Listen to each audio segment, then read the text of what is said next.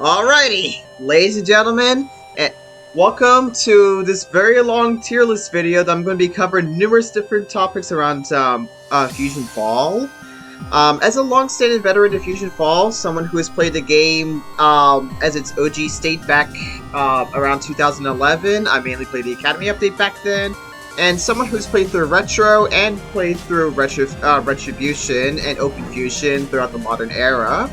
And if you check back the channel history, I've done some numerous stupid challenge runs of Fusionfall, some of which was really difficult, but upon doing so, I've slowly but surely, actually not slowly but surely, because it's been built up over time, became fully aware of the understanding of what makes an ability strong or weak in Fusionfall. And as such, I've crafted this tier lists, well, plural, because there's multiple.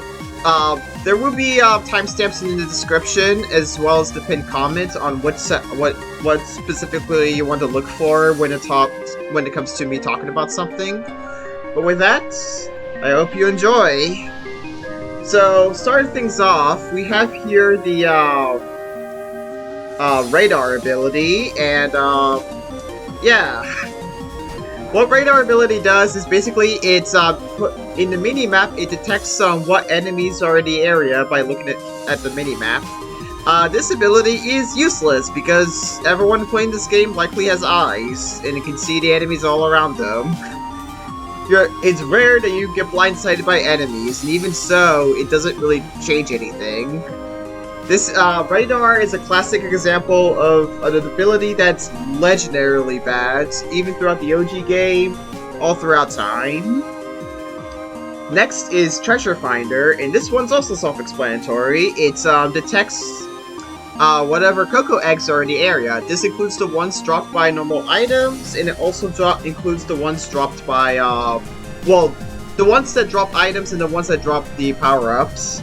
This is also useless because you can literally, first off, you can, of course, just look at it and see that, oh, there's a Coco egg there, I can just pick it up. But, if you're, really interested in trying to find the Coco eggs that need items, well, first off, this ability, as far as I remember, does not really distinguish which version of, the Coco egg it is. And even if it does, it's much easier to just see it. And if you want to look for specifically the Coco Egg items that do contain items, then it's just best to just look it up. If you go on the OpenFusion / Retrobution Discord, you can easily just look up a map and what's there. It's probably somewhere in the internet as well. So yeah, Treasure Finder is kind of useless. I guess Treasure Finder was kind of a relic of back when it's harder to look up stuff in the internet, and information about this game was minimal, but it has not aged very well. Honestly, it aged pretty badly even from the very start, but it is what it is. I'm going to be talking about Snare later. Next, I want to talk about Recall, which is at the top of the E tier. By the way, this, actually, I'll say it in a sec. Recall.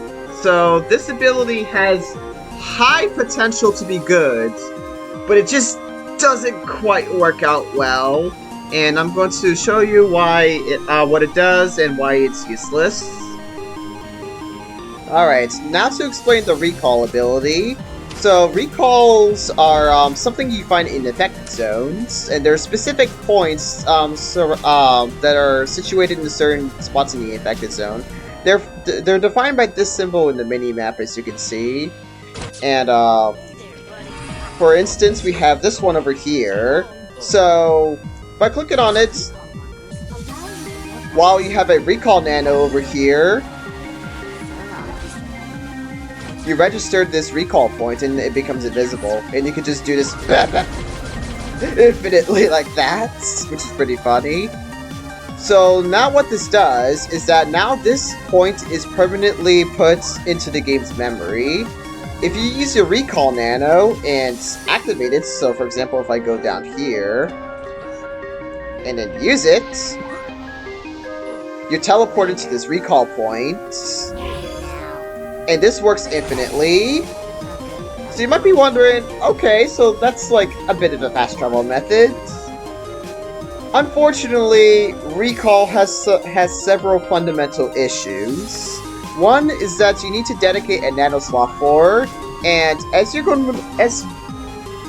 important thing about this game is that Nano-Slots are precious. You want to have all 3 of your Nano-Slots to be something useful that makes the game go by quicker. And it's you find yourself, it finds very difficult to slot in a recall ability into your Nano-Slots. And for most infected zones in the game, you don't really need this ability. It's generally like fairly quick to get by each infected zone in breakneck pace. So that's bad. But if that were the case, then Recall would still have a niche, because we are in the biggest infected zone in the game in Dark Blades. For some reason, I can't open up the map for some reason. I don't know why. But Darkblade is the biggest infected zone in the game. And there are a couple of missions here that are really annoying to get by. I believe it's the chocolate milk mission line. So, with that being in mind, Recall seems to have a fairly good niche here. It allows you to get by here much quicker. Well, unfortunately, that's not the case. Even in that context, this ability is still useless. And to illustrate this, we need to leave the infected zone. So, we're gonna do so right now.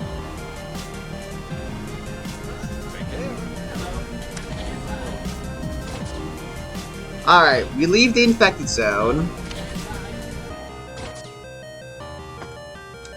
Okay, so let's use the recall ability to get back there. You can't. The moment you leave an infected zone, the game erases what your last recall point was. And this kills any viability of this ability being useful. Because now with this, you can't afford to leave an infected zone, come back, use the ability to get back to where you left off, or get back to a point in the infected zone. This would also be very helpful in other infected zones like Green Maw and the Skyports. But that's not the case. That's not how the ability is programmed. And thanks to these fundamental flaws, this ability is unfortunately all the way down here in E tier. If there's some like fix to this, probably like have it so that the game remembers your last points even if you leave the infected zone, or add more recall points, something like that. But even so, the 3 Nano-Slot syndrome is always going to be a present factor with this ability, so which is why this ability is all the way down in E tier. Now it's time to talk about Snare. Snare has a lot of problems. It's an offensive ability, and it's by far the worst one in the game. TA stands for Target Area, which is pretty much just like a standard area ability. And SA is Self Area, which I'll talk more about later, and why that specific version is E tier. Okay, now that I have all my 3 Snare abilities here, time to demonstrate what this ability does. So what the Snare ability does is just, all it does in OpenFusion, which is what it does in the OG games, is that it just slows down the enemy. That's it, it slows down the enemy's movement specifically. This means that, well, you can get away from enemies quicker. And as you can see here, it lasts for quite a bit of time. Yeah, it lasted for quite a while, so that's interesting. Now, sleep also lasts for quite a while, but that's kind of the problem with Snare. It's just worse. It's just a worse version of sleep a lot of the time. It's actually just inferior to the other 2 disruptive abilities. The other 2 disruptive abilities is Stun and Sleep. Stun, like, completely immobilizes an enemy for a few seconds, and you're allowed to attack them during it. Sleep puts an enemy to sleep. And, well, they cannot be attacked or else they wake up, but the effect lasts a while, so easy way to escape. Snare is the worst of both worlds. In this scenario where you want to escape from an enemy, sleep is just better because you're not going to really attack the enemy if you're just trying to escape, so that sucks. And it just slows the enemy, it slows the enemy down, which means the effect is not even stronger in that regard. And in terms of the offensive potential, well, it's just inferior to stun, because stun allows, disables the enemies from ever doing anything. So that's just two ways in which this ability is just inferior to stun and sleep. But now, let's talk about the difference between the three versions of stun. So Wilt here has target area. Target area is basically literally the exact same as the normal area abilities, like damage area, trade area, stun area. I'm not sure why they call it target area, but area's abilities have the largest range. As you can see, very long range here, and it can hit up to 3 enemies. Cone hits up to 2 enemies, and you have to be a bit closer, but it has a bigger wide hit, detection over here. I'll talk more about Stealth Area later, but that ability is like completely awful. Like, you should never use Stealth Area at all. So, other notes about this. All 3 of them have the exact same recharge, stamina lost, and duration. They all last the same duration, they all have the same recharge, and all 3 have, use up the same amount of stamina from what I can see. As such, you can probably guess that target area is probably going to be the best of the 3, but that's not saying much. That's not saying much because it's an inferior version of other abilities. However, as you can see from the list over here, I have this little thing called Snare with Bug. A little bit is squared down here in E tier. The Snare is bugged in OpenFusion as it currently stands, and and this isn't really documented anywhere, but unfortunately this bug makes them, like, super useless. So these Great Shellworm enemies are physical attackers, so you can see once I aggro onto them, they can't really... Yeah, they're trying to approach me and trying to catch up to me, yeah. Now watch what happens when I use the Snare ability on them. 2 of them continue to attack me while I'm away. See, that single guy, as long as they have the effect on them, he continues to attack me, and I almost died. So Snare, as it currently stands, is bugged in the fact that as long as the enemy is afflicted with Snare, they get infinite range. This single-handedly kills any usage of Snare. It makes it so that this ability is actively detrimental to your game plan. So as long as this bug exists, never use Snare, because it literally just hurts you. So let's talk about Stealth Area. So in the tier list, you can see that Stealth Area is E tier. Regardless of this bug, Snare Stealth Area is still E tier. And it's because this ability, like, the way you want to use Stealth Area for Snare is, like, actively trying to put you in a situation where you don't want to use Snare. If you want to use Snare to slow down the enemy, preferably you want to be far away from the opponent. What Snare Stealth Area does is that you have to, the range of Stealth Area is around the user, or around the player. So as you can see, it snags up to 3 when I'm just right next to them like that. And, well, right there, you can see the bug in play. That sucks. I need to put emphasis on on how useless this is. So, you want to slow the enemy down. But in order to effectively use Snare Stealth Area, you have to be actively trying to get close to the opponent. You can probably tell what the problem of this is. In order to use Snare Stealth Area, you need to put yourself in a situation where the ability is the least effective. So, yeah, so even if this bug didn't exist, The self-area snare is literally, like, useless. You don't use this ability at all. Snare self-area, don't use it at all. It's not worth it, I promise you. Anyways, enough about that. So, next up is Antidote. And I'm actually going to skip Antidote for now because to put emphasis on why Antidote is useless, I need to actually talk about Heal Self, but that's not until the very end of the list, so I'm gonna skip that for now. Next is the Revive abilities. As you can see, the Self-Revive is towards the end of D tier, and the Group Revive is towards the top of D tier, but make no mistake, they're both pretty bad. What the Revive Self ability does is, once you die, you have the option to, you have a separate option to revive on where you last stand. So you're not going to the Resurrectum, you're just going to respawn on where you last died. This is bad for several reasons that's unfortunately, like, completely, like, inherently due to game mechanics. So, whenever you die, the game counts you as, the game counts the fight is over. And whenever you die in Fusionfall, it puts you and your Nanos at half health. You're at half health, and your Nanos are half of their stamina, all of them. This actually can be beneficial if the stamina of your Nanos is below half, because it automatically puts them at half, which is cool. But here's the thing.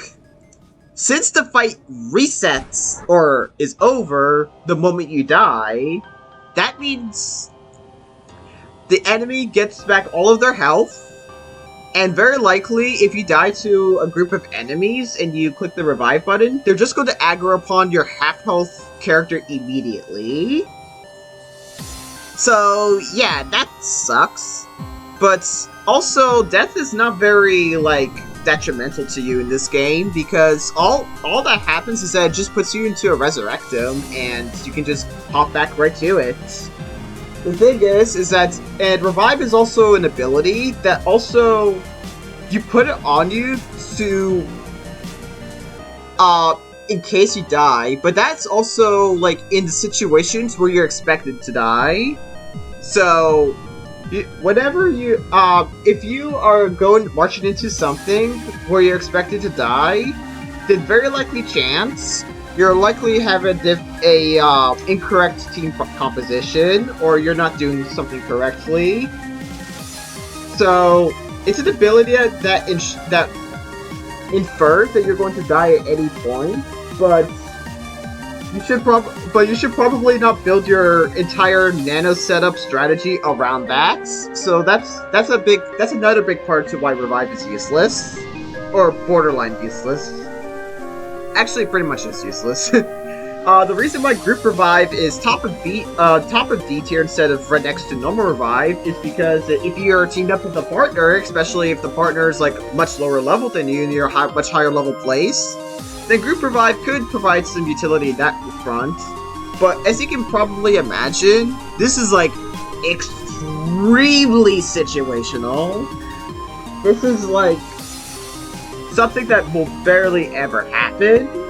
And even so, you probably are slotted in other group abilities that are probably more beneficial, like Group Heal. So, yeah, that is the main reasons to why Revive is useless. Basically, the game mechanics ensures that, sometimes using this ability hurts you, and there's not really any reasons to build your Nano setup around inferring that you're ever going to die, so that's why Revive is pretty bad. Next up, we have Sneak. So Sneak is something that benefits in Retrobution, but I'll talk about why later. Sneak, all it does is it decreases the enemy detection radius to you, as long as the ability is active, so you can sneak by enemies much easier. This has, like, extremely situational use, but most of the time, it's not really going to be all too helpful. Something that you can use with Sneak, however, is by fusion layers more easily. But generally, overall, you probably want to just, most of the time, you probably just want to cheese fusion layers with rocket ability, because it also provides you additional benefit outside of fusion layers by improving your platforming capabilities. So, as you're about to see in a second, I'm about to use Sneak to get by groups of enemies. I'm actually gonna go ahead and skip ahead when okay, so as you can see here, I use Sneak to get by the enemies. Now, in this context, this is during my Nanos only playthrough, so I kind of have to do this. But if you're just playing the game normally, then you should never need to do this. Again, it's better to just fight your way through these enemies so you can get drops and stuff, but if you want to cheese through fusion layers, you likely just want to get the rocket ability and go over the enemies, because it also provides you that platforming benefit outside of it. And again, three Nano-Slot syndrome, so that's always going to be a present factor. But you can also use Sneak to get to register everything in the Darkland. But generally, if you're familiar with like the path in the Darklands, then Sneak is not going to be like all too helpful, because you can reasonably get by every enemy, even at low levels, with anything that isn't this without the need for the Sneak ability. Something you can also use the Sneak ability for is the alien abductions mission line in Academy, because of the defense turrets, but I actually find Sleep to be slightly more beneficial in that regard, which I'll talk about a bit later. But anyways, as you can see here, these enemies did not detect me, and I'm able to get by Fusion number 3 to the very back and fight her that way. So that's a bit of a demonstration on how you can use the Sneak ability, but overall, like in pretty much every scenario, there's always a better way to get by things, and overall, Sneak isn't like too egregiously helpful. So yeah. Alright, so the next two abilities that's in D tier is Bonus and Heal Self Area, but I'm gonna save those for later. I'm gonna talk about Bonus when talking about Scavenge, and I'm gonna be talking about Heal Self Area when I'm talking about Heal Point. So with that, the next abilities is Guard and Freedom, both of which are in C tier, but Freedom is at the top of C tier and Guard is at the bottom of C tier. Generally, abilities in C tier are ones that you're probably not gonna really use, like, at all, but at least they have, some semblance of use. Alright, so what Guard does is that it prevents... So, Freedom and Guard are the ones that block you from enemy status conditions. Guard blocks you from enemy drain attacks, and Freedom blocks enemy stun attacks. First off, both abilities suffer from 3 Nano-Slot syndrome, and from the fact that it only blocks one specific status condition from an enemy. When you're playing Fusionfall, generally you want to bring a nano team that accounts for each and every situation, and there are numerous objectives in the game that pits you against certain different enemy archetypes. So it's rare that you're ever going to come across a specific enemy type that's ever going to or specific missions that you're only going to deal with one of the 2 statuses. Guard blocks, but let's start with why Guard is borderline D tier. Enemy drain attacks are not threatening enough. Enemy drain attacks drains your potions and weapon boosts, but that's it. I don't recall them also dealing damage to you at the same time, but yeah. First off, Nano Potions are very easy to come by. Now, the reason why it's in C tier is because I guess them draining weapon boosts can be a little annoying, but realistically, it's not going to be that huge of a problem. Another thing to note about Guard and why it's not very good is the fact that, what's to say? I actually lost my train of thoughts. So I guess I'll talk about why you would use it. It's mainly against grinding enemies. Like if you're trying to grind enemies for like specific drops and you're just annoyed by the using drain attacks on you, then I guess you can bring guards. But that is, of course, assuming that you're ever going to grind in OpenFusion without the expanded bank spaces, so keep that in mind. But another big reason to why both Guard, and this is also going to be a problem with Freedom, is not super great in OpenFusion is the fact that enemies don't really use their status conditions very often in OpenFusion. I guess I will talk about Freedom next. So Freedom blocks enemy stun attacks, and this is actually really helpful for specifically the Lord Fuse fight, because if he stuns you at any point, then there's a very likely chance that you're just dead. You'll be lucky if you live after getting stunned, so at least it has that. It has that going for it, and stun can be a pretty annoying ability. But the thing is that, again, enemies don't use their status conditions all that often, and there is, like, very rare, like, almost, like, barely ever gonna happen situations where enemies hitting you with stun actually screws you over. There's, like, very rarely a scenario where that's gonna happen. Also, in specifically the Academy build of the game, there's actually, another really annoying thing about Freedom. Okay, these are actually train enemies. Gray Eyeballs, where are you? You can tell that I don't really script this all too often. Okay, so I have to go to the Centurions. I actually forgot which enemies in Precipice has stun ability. So it's the Centurions that have them. So there's an annoying thing about, specifically, for Freedom's viability, there's a specifically annoying thing about it in, Academy. And let's see if these guys will ever stun me. I'm gonna get some of them to aggro me, so, to increase the chances of this.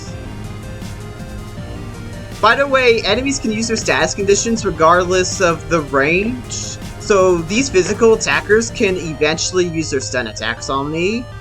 But as you can see, you can already see the problem with these status prevented moves. They don't use them very often. Like these, we're running around in the circle right here. These three have not used their status conditions on me.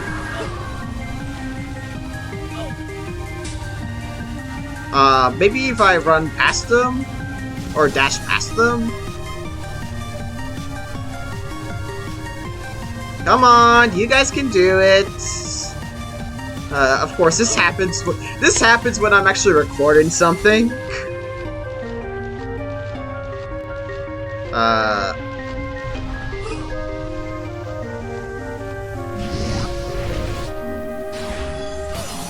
Come on.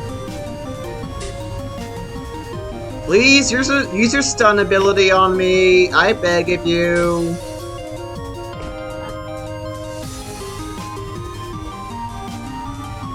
Alright, well, the thing is that in Academy, okay, these guys are not going to do it. But the thing is that these guys, in Academy, you can actually dash while you're being stunned, meaning that you can move out of the way of the enemy. If you see my Nanos only playthrough of OpenFusion, then you probably can see like numerous times that I can dash while getting stunned, which gives you some breathing room. which makes the viability of freedom even more annoying and not super worth it a lot of the time. But the reason why it's in the top of C tier is that stun is a more annoying status effect, so if you are indeed planning on grinding, then maybe that's a consideration. But again, that's really up to you. But yeah, thanks to the fundamental problems of the mission structure of OpenFusion and the fact that they don't use their abilities often, and the fact that Drain is like not a very not an ability that you really need to worry about all the time. Like, Drain will never screw you over. It's only a minor inconvenience, which is why it's borderline D tier. Which puts both of these abilities into C tier, and not generally very worth using. Alright, next up we have Sleep.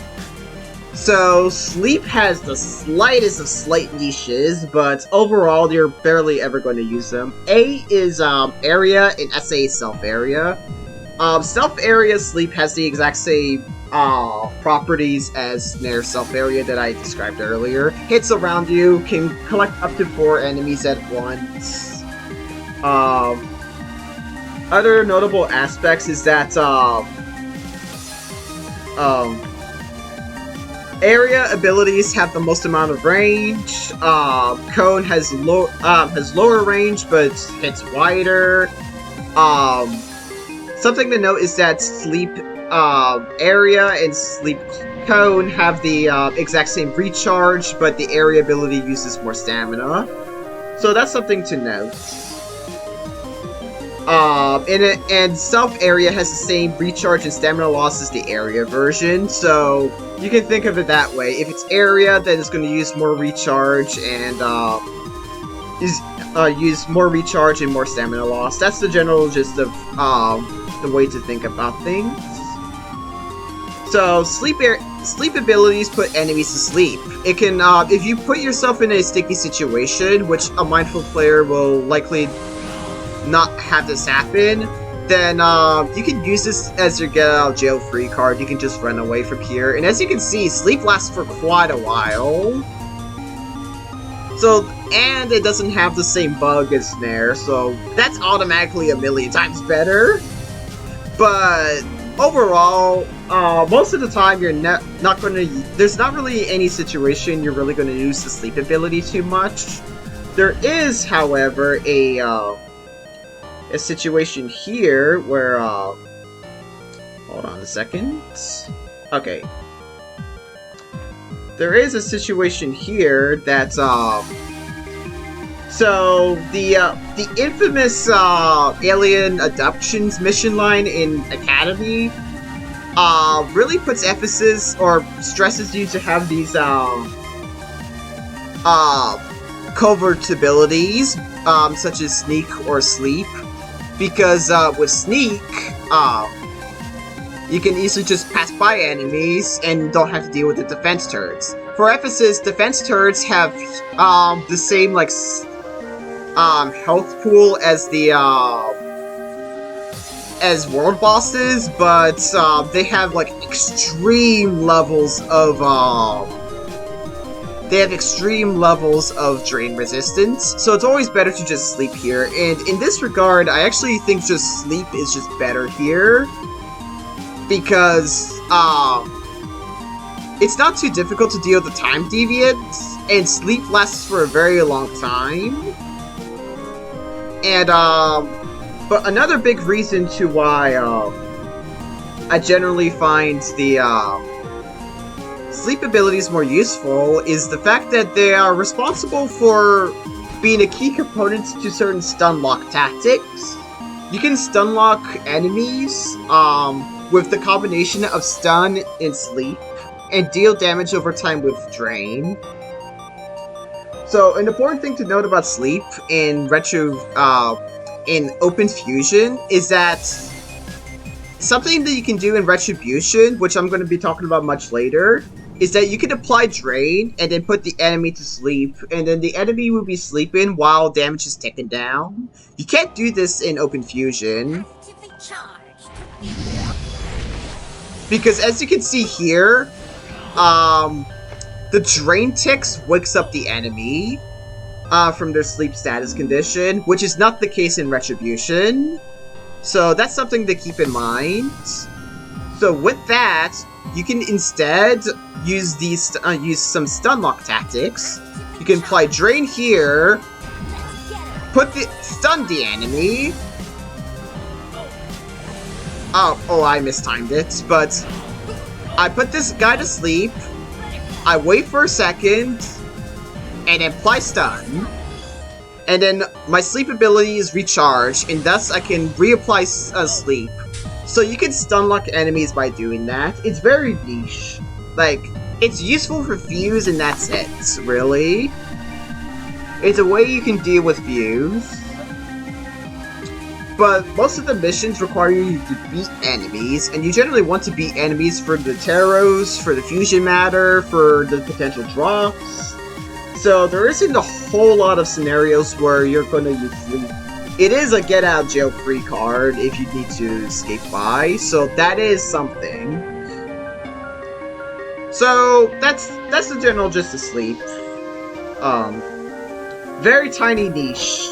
The reason why Self Area is next to Code and Area in this context is the fact that there is an actual defensive use of Stealth Area in with Sleep in comparison to Snare. Generally for Snare Self Area, you want to use it semi-offensively.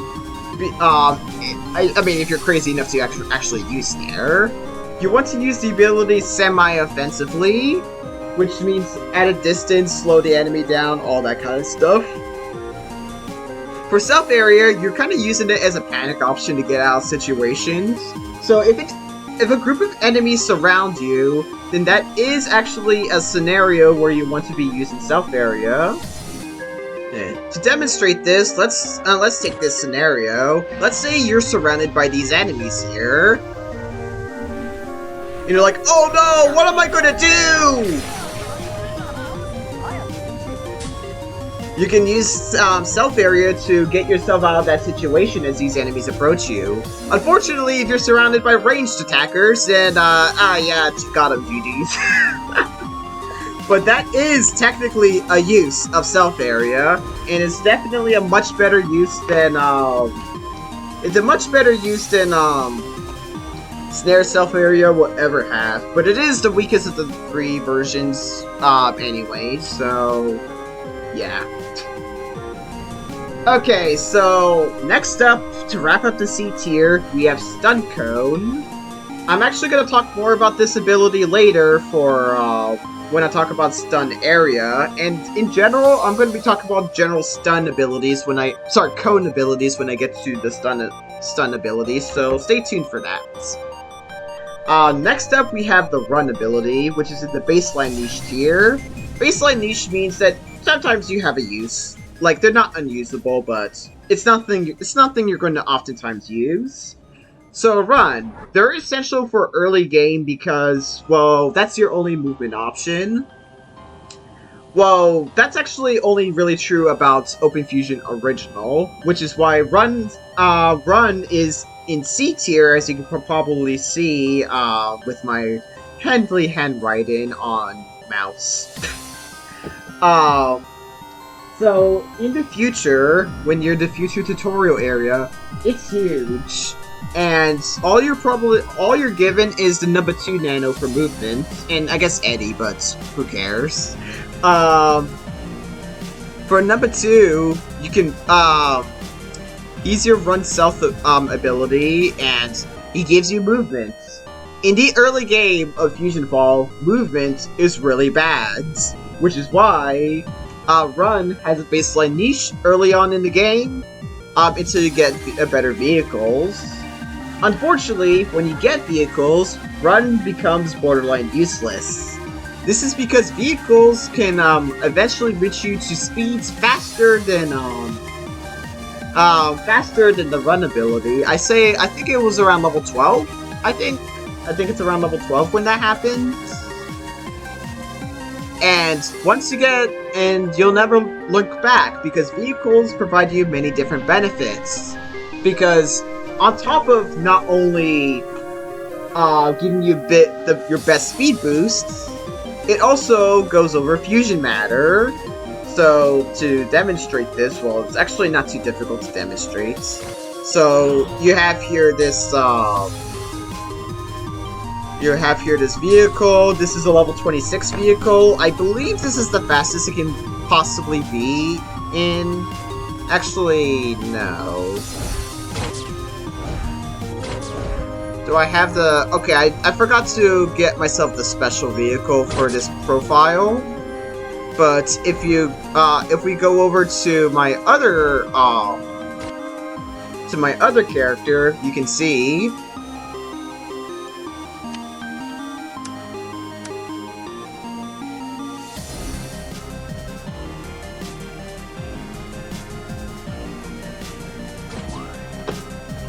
you have here this special vehicle.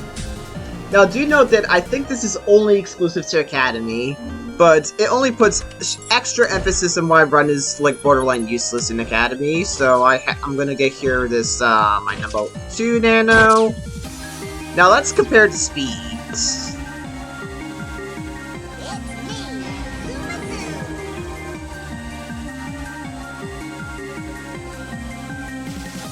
All right.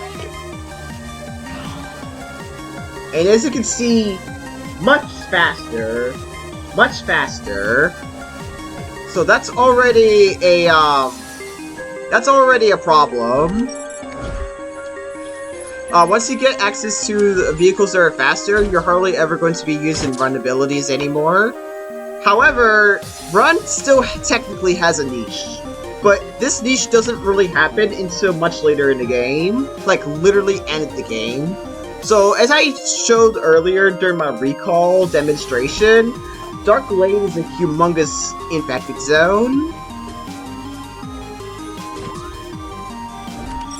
And, with that, with Dark Glade, Glade being an enormous infected zone, your main way of moving through it and making it actually, you know, semi-bearable is through the run ability. So, technically, Run still has a use on that front. Alright, let me see if I can find... Okay, so... Another big reason to why vehicles just outclass Run ability is the fact that you can also have the additional benefit of hovering over fusion matter patches, like such as this. So, I get fusion matter patched, but then I'm in the vehicle, and then suddenly I'm just immune to it.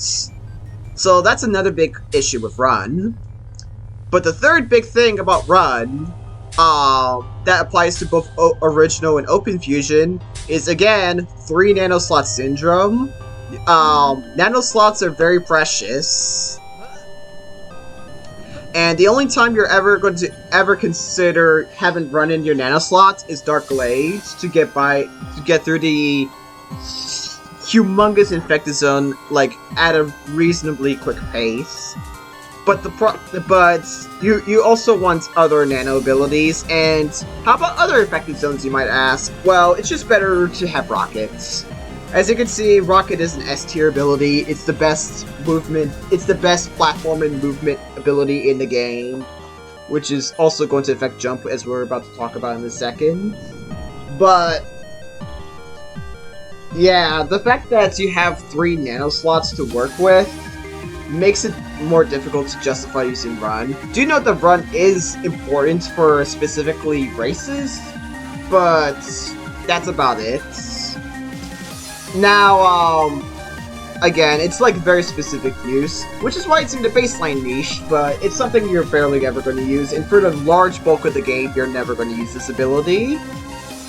And now why Run is C-tier in Academy. Well, I'm going to demonstrate to you all why it's C-tier in Academy. Okay, so, here.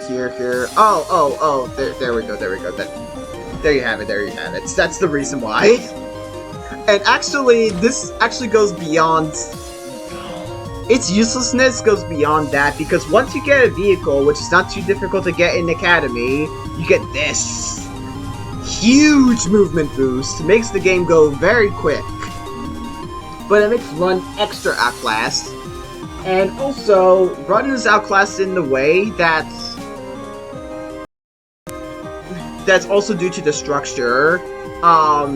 Academy's tutorial, well, Academy, is way shorter than, it's way shorter than the future one. You're going to get to the past way quicker, and as such, there is very much, much less incentive to ever have a run ability. Rex has the run ability, as you can see here. Rex has the run ability, so if you want to get by Providence HQ much quicker in, I guess, Mount Everest, that's an option, I guess, but it's not necessary because you already have decent movement with spamming the dash ability. So there is that, and once you gain access to any vehicle, it doesn't matter how low level it is, you gain access to this. So, and this is usable in Infected Zone 2, which is why Run is especially not good in Academy, but it's still not D tier because Dark Blade, even with dash ability, Dark Blade is always going to be like, why? Alright. The time has come to talk about the jump ability. I was going to say Drain, but I'm not going to talk about Drain just yet. I'm going to talk about Jump next. And Jump is a very simple ability. It gets you access to higher jumps. So I'm going to go ahead and equip some of my movement nanos. The problem with Jump, honestly, is very simple. The problem with Jump is that it's just directly outclassed by rockets. So to demonstrate this,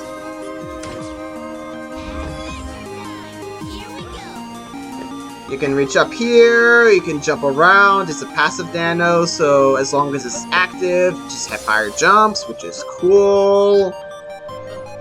So that's cool. But let's take a look at Utonium's rocket ability. See that? You see that? I go higher with the rocket ability. And you have the option to just use it whenever, and as long as you're in the air, you can use it again. So that's the big problem with Jump. It's functionally pretty good, but, well, pretty good for platforming, but it's directly outclassed by Rocket, which is the best platforming ability in the game. But that's not it for Jump, because we're about to talk about something positive of it. It synergizes very well with Rocket. With the combination of Jump and Rocket, you completely destroy the platforming of this game. Like, the platforming becomes a joke. The main downside of this is that you need to use up 2 of your Nano-Slots for it. And that's actually a pretty big downside to this, but in situations where you actually do need to do this, or in situations where it's favorable, then this is a powerful combination. The fact that you can just jump, and then do this, and this, and continue just like that.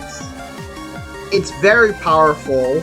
Jump by itself is B tier because it's directly outclassed by Rocket, but it still can have a use because it synergizes with Rocket, but it's held back heavily by the 3 Nano Move Slot Syndrome. Why did I say Move Slot? This isn't Pokemon. Anyways, it might as well be a Pokemon 4 Move Slot Syndrome situation because it quite literally is exactly what that is. Alrighty. Now, everything I've talked to this point have been abilities that have been niche at best and useless at worst.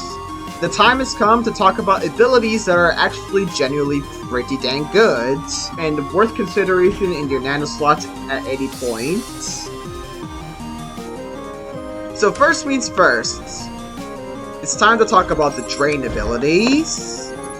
And actually, by doing so, we're going to put extra emphasis on the difference between area and cone abilities. So I'm going to go ahead and slot in my Drain. Do I have a drain point anywhere? Hold on. Alright, so now I have my 2 drain abilities. There's only 2 drain abilities in the game.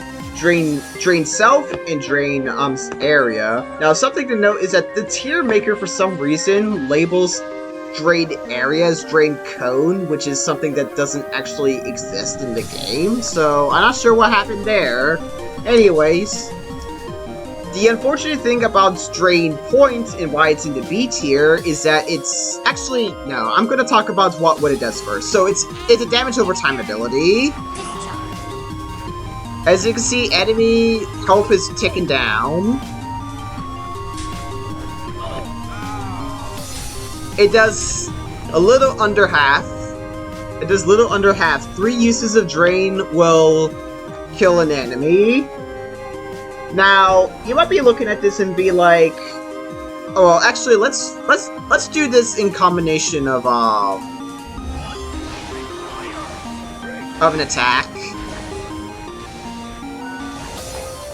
So, as you can see, enemy health drained over time, and its effect is really compounded by you actively attacking the enemy.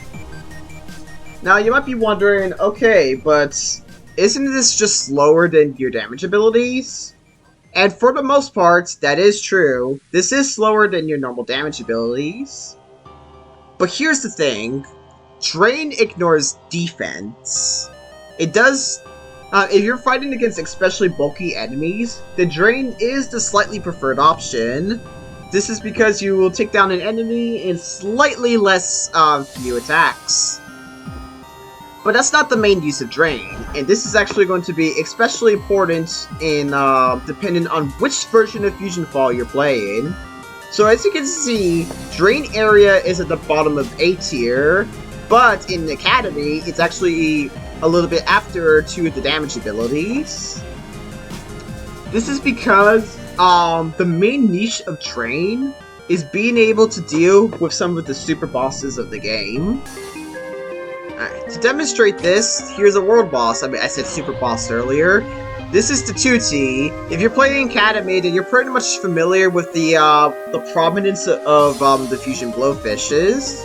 So we'll attack this normally. As you can see, yeah, I'm doing like no damage. So yeah. Well, let's take a look at using the Drain ability. You can see how quickly his health is going down.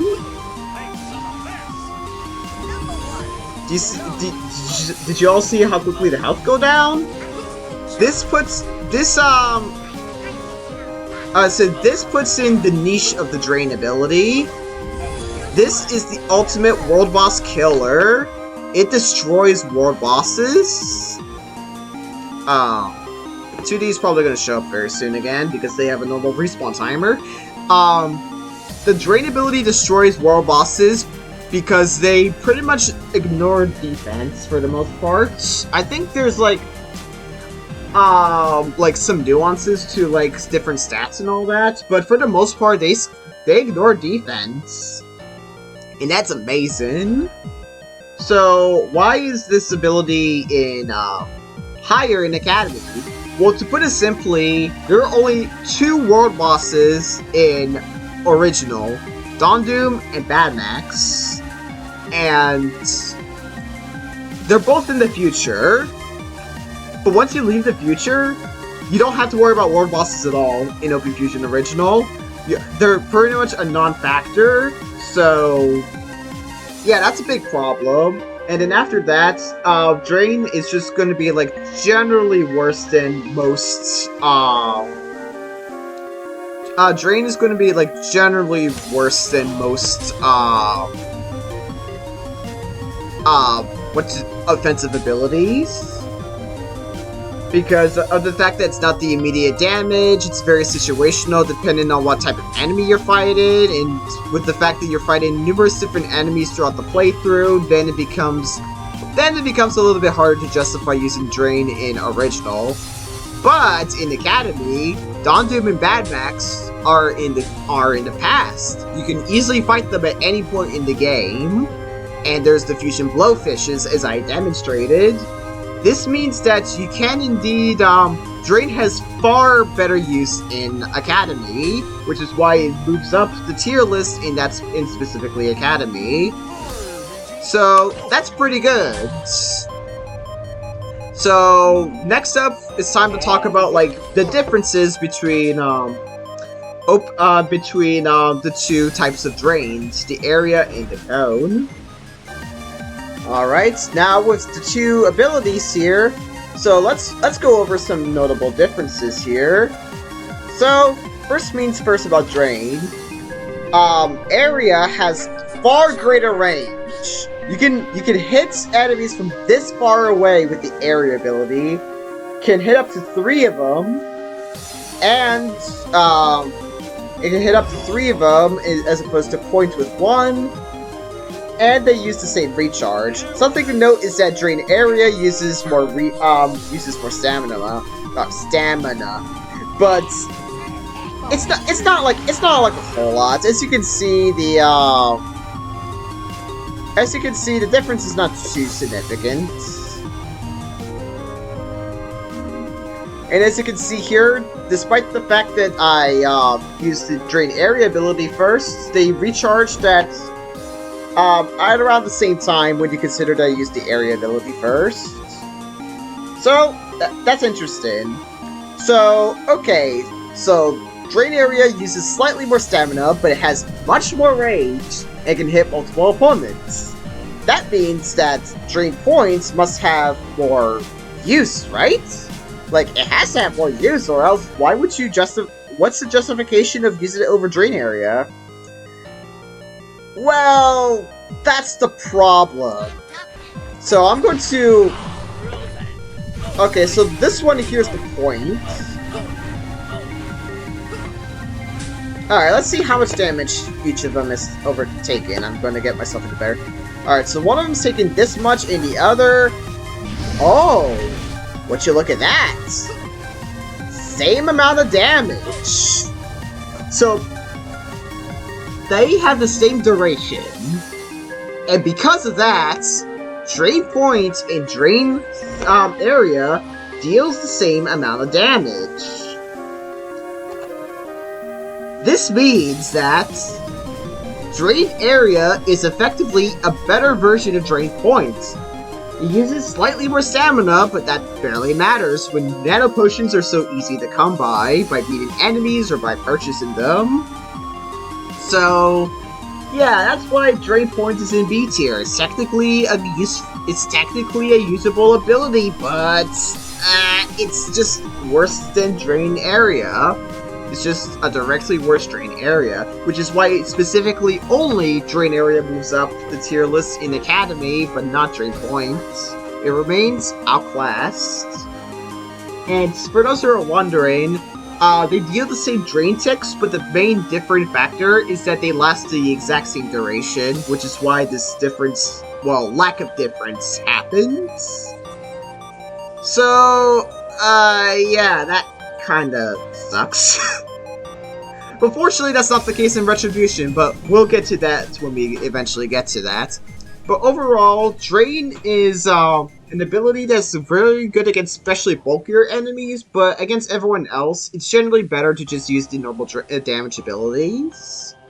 But, and that's difficult to come by in Original, but easier to come by in Academy, which is why it's higher in the tier list. But overall, Drain is like the first really good ability that, you should put in consideration in your party at all times. Next up, we have Stun. So, stun abilities, basically, well, you saw me use it a couple of times already, in both the sleep demonstration and also in the fight against Tootie earlier in the Drain demonstration. It's simple. It puts the opponent, like, stunned for a few seconds. Unfortunately, it has a much longer cooldown than the sleep ability and sleep and snare abilities, but in the end, it doesn't really matter. This ability is just quite effective in what it wants to be. It's consistent, it does exactly what you want to do, it mobilizes the enemy, and it does all of that. Stun is overall just a very, like, versatile ability that can be used both offensively and defensively. For example, if you get yourselves in trouble, stun! Okay, they're stunned, I can run away. That's actually a big part of why sleep is also not very good, is because stun can accomplish pretty much the exact same thing. Not to the same extreme extent, but it's something. It immobilizes the enemy. You can actually hit the enemy while they're stunned, unlike the sleep ability, which stops the enemy from playing the game. See? They're stunned, and I can just freely shoot them.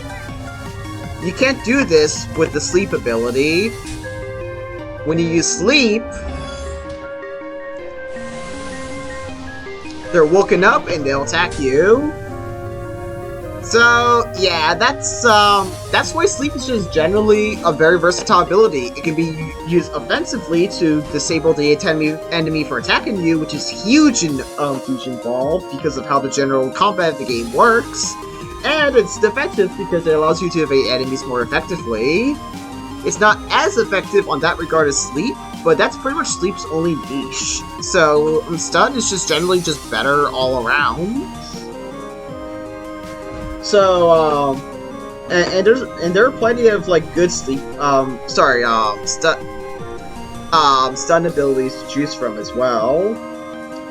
And now for the differences. Now, as you saw earlier with the Tootie fight, stun, big damage, sorry, not big damage, big range.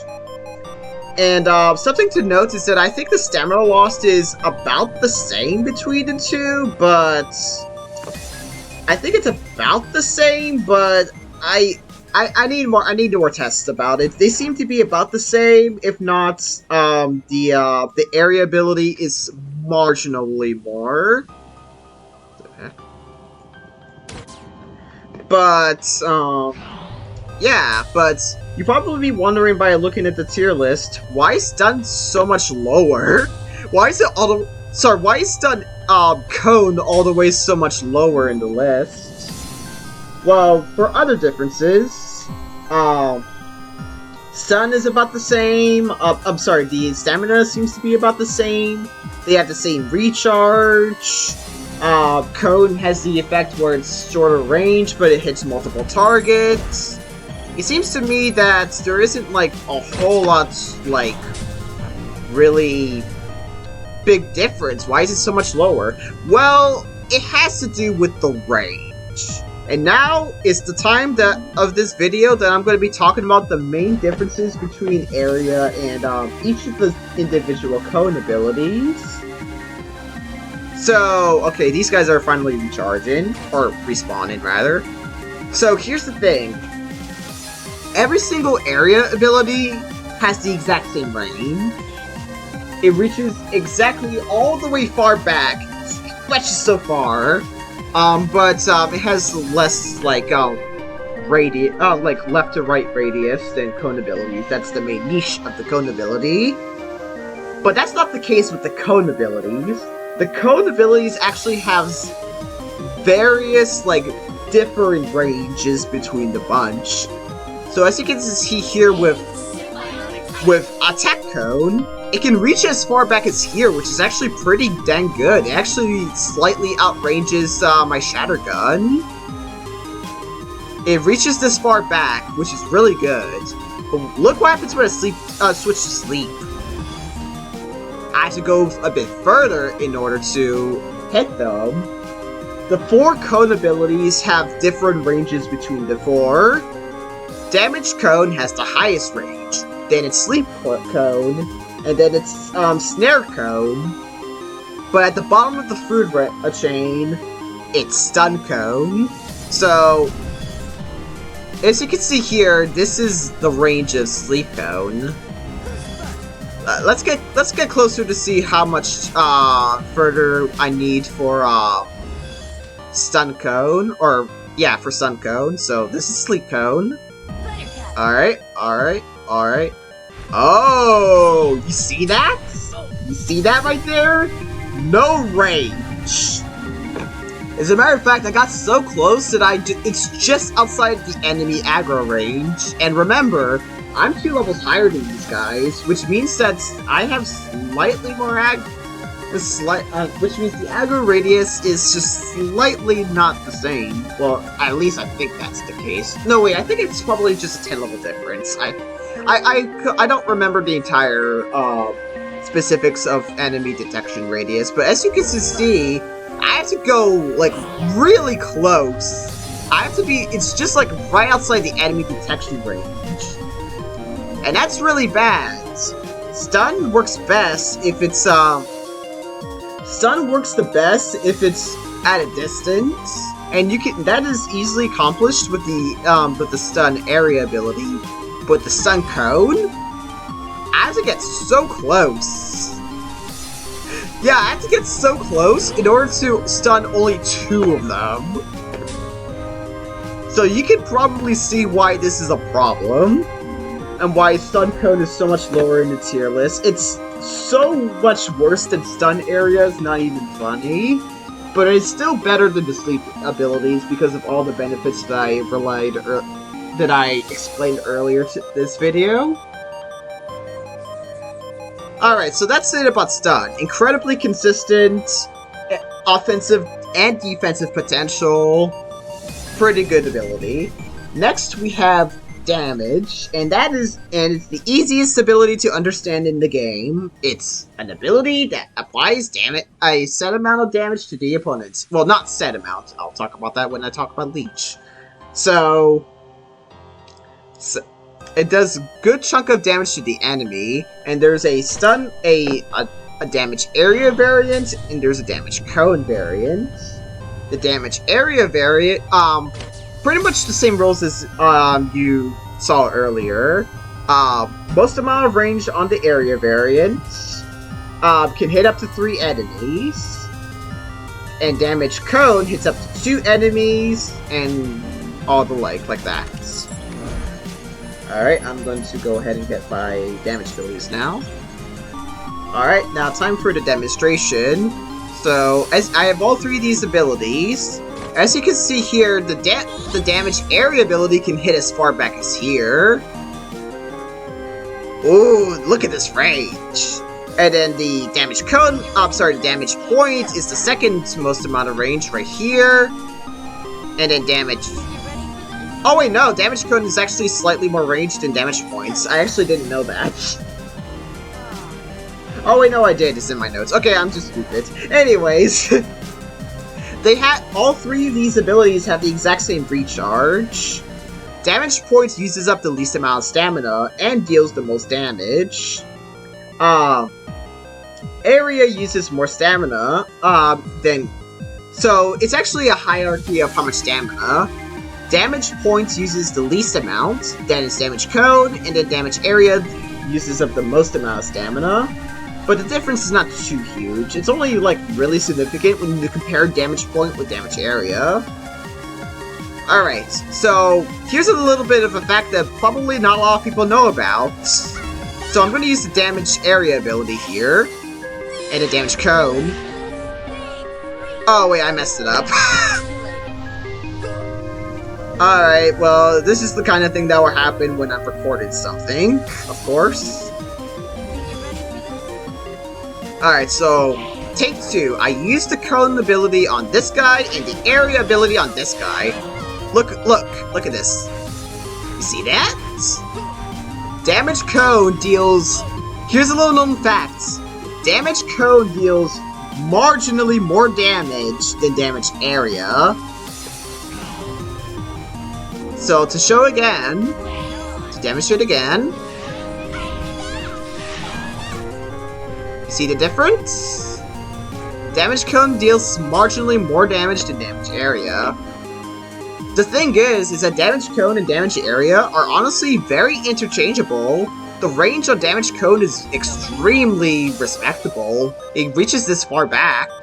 So range is actually not that much of a problem with this cone ability, which is typically like the big problem with cone abilities is the range, but it's not that much of a problem. You do, however, hit only up to 2 targets, which is a problem, which is why against swarm enemies, damage area is generally superior in that regard. But, as you can probably see in the tier list, Damage Point is at the very top of A tier, the third best ability in the game. And to put it simply, It's go time. it's just all reliable. I'm actually not going to kill them because I want them to not despawn. Damage Point is all reliable. Consistent damage, consistently good damage across the entire playthrough. Just safe, consistent, and all that jazz. It would be useful to you in every point in the game. Deals the most amount of damage, complements your ability quite well. Has the least range of the three, but it's still like decently ranged. And for the most part, and it's also like responsible for probably the most damaging setup in the game. Well, damaging setup in the game that both is safe. The pistol plus damage points combination. So I'm actually going to go ahead and put my Leech ability here because I'm about to talk about Leech in a second. So to demonstrate,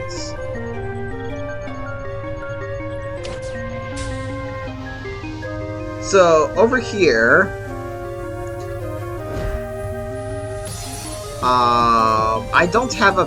Wait, is this a pistol? It's a rifle. Crap. Well, I don't have a pistol right now, but you can probably tell what it is. Pistol is the highest DPS in the game.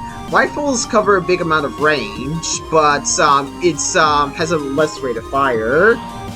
Pistols deal less damage by itself, but it has the highest DPS. It shoots really quickly, and thus with combination of Mordecai, or damage point in general, you can take out an enemy very quickly. It's not exactly like that, because I'm using a rifle, but you can probably guess what the difference is, or the strategy is. It's the highest DPS in the game, it's the way that you can eliminate enemies the quickest, incredible synergy with other abilities like stun, making it so that you're especially safe all throughout. It's a stun, just in general, damage point is a worthy inclusion to any team, and it should always be considered. And for the vast majority of players, like if you're playing the game back in the day, that's exactly what you do. You slap damage points on everything, and then everything dies. Speaking of everything dies, let's talk about Leech. Leech is the single most lopsided ability in the game. And if you know anything about Fusionfall, you know why. Early game, Leech is the most broken ability in the game.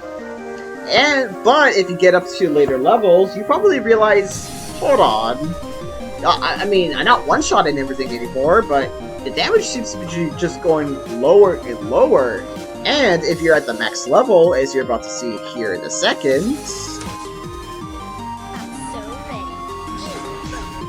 as you can see, damage point is now out-damaging Leech. So, what the heck is going on here? Well, to put it simply, Leech is the single most, like, weirdly implemented ability in the game, in the fact that it deals set damage, set health, regardless of your level and the enemy's level. It sets. It doesn't scale with your level, and it's the only ability... Actually, that's not true, that's not true.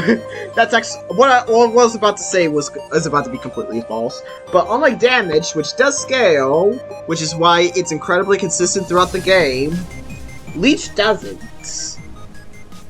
This makes the ability incredibly OP, like in the early game, because you're just one-shotting or nearly one-shotting everything with this ability, while you're also healing with this ability. It's the classic, yeah, if you probably, like, early on in Fusionfall, if you probably don't really do much late game stuff, you're probably thinking, oh, Leech is the single best ability in the game. To be fair, for the early game, it is indeed the single best ability in the game, alongside heal points, but I'll talk about that in a second. But the fact that it does scale later in the game It does in fact scale harshly later in the game. The fact that now damage point now outdamages it towards the end of it means that its usefulness kind of just dwindles. It becomes like the OP Slayer of Worlds into literally just a dollar store version of damage points, and that's kind of like the unfortunate thing about Leech. The fact that it doesn't scale means that it's just a dollar store version of damage points when you get to the end game. But for the vast majority of the game, it's incredibly consistent. It's incredibly overpowered. But in terms of other stuff related to it, as you're about to see, I'm going to show you all the range of this. Over here, Leech has more range to damage points. That's actually a very worthy consideration about this ability. So I'm going to use you and you. As you can see, Leech does use more stamina. And another thing is that they have about the same recharge. Actually, I think it's the exact same recharge. Yeah, it's the exact same recharge because I used damage point first. So that's something. But because it does heal you, actually I'm going to go ahead and show how much it heals. You guys mind hitting me for a second?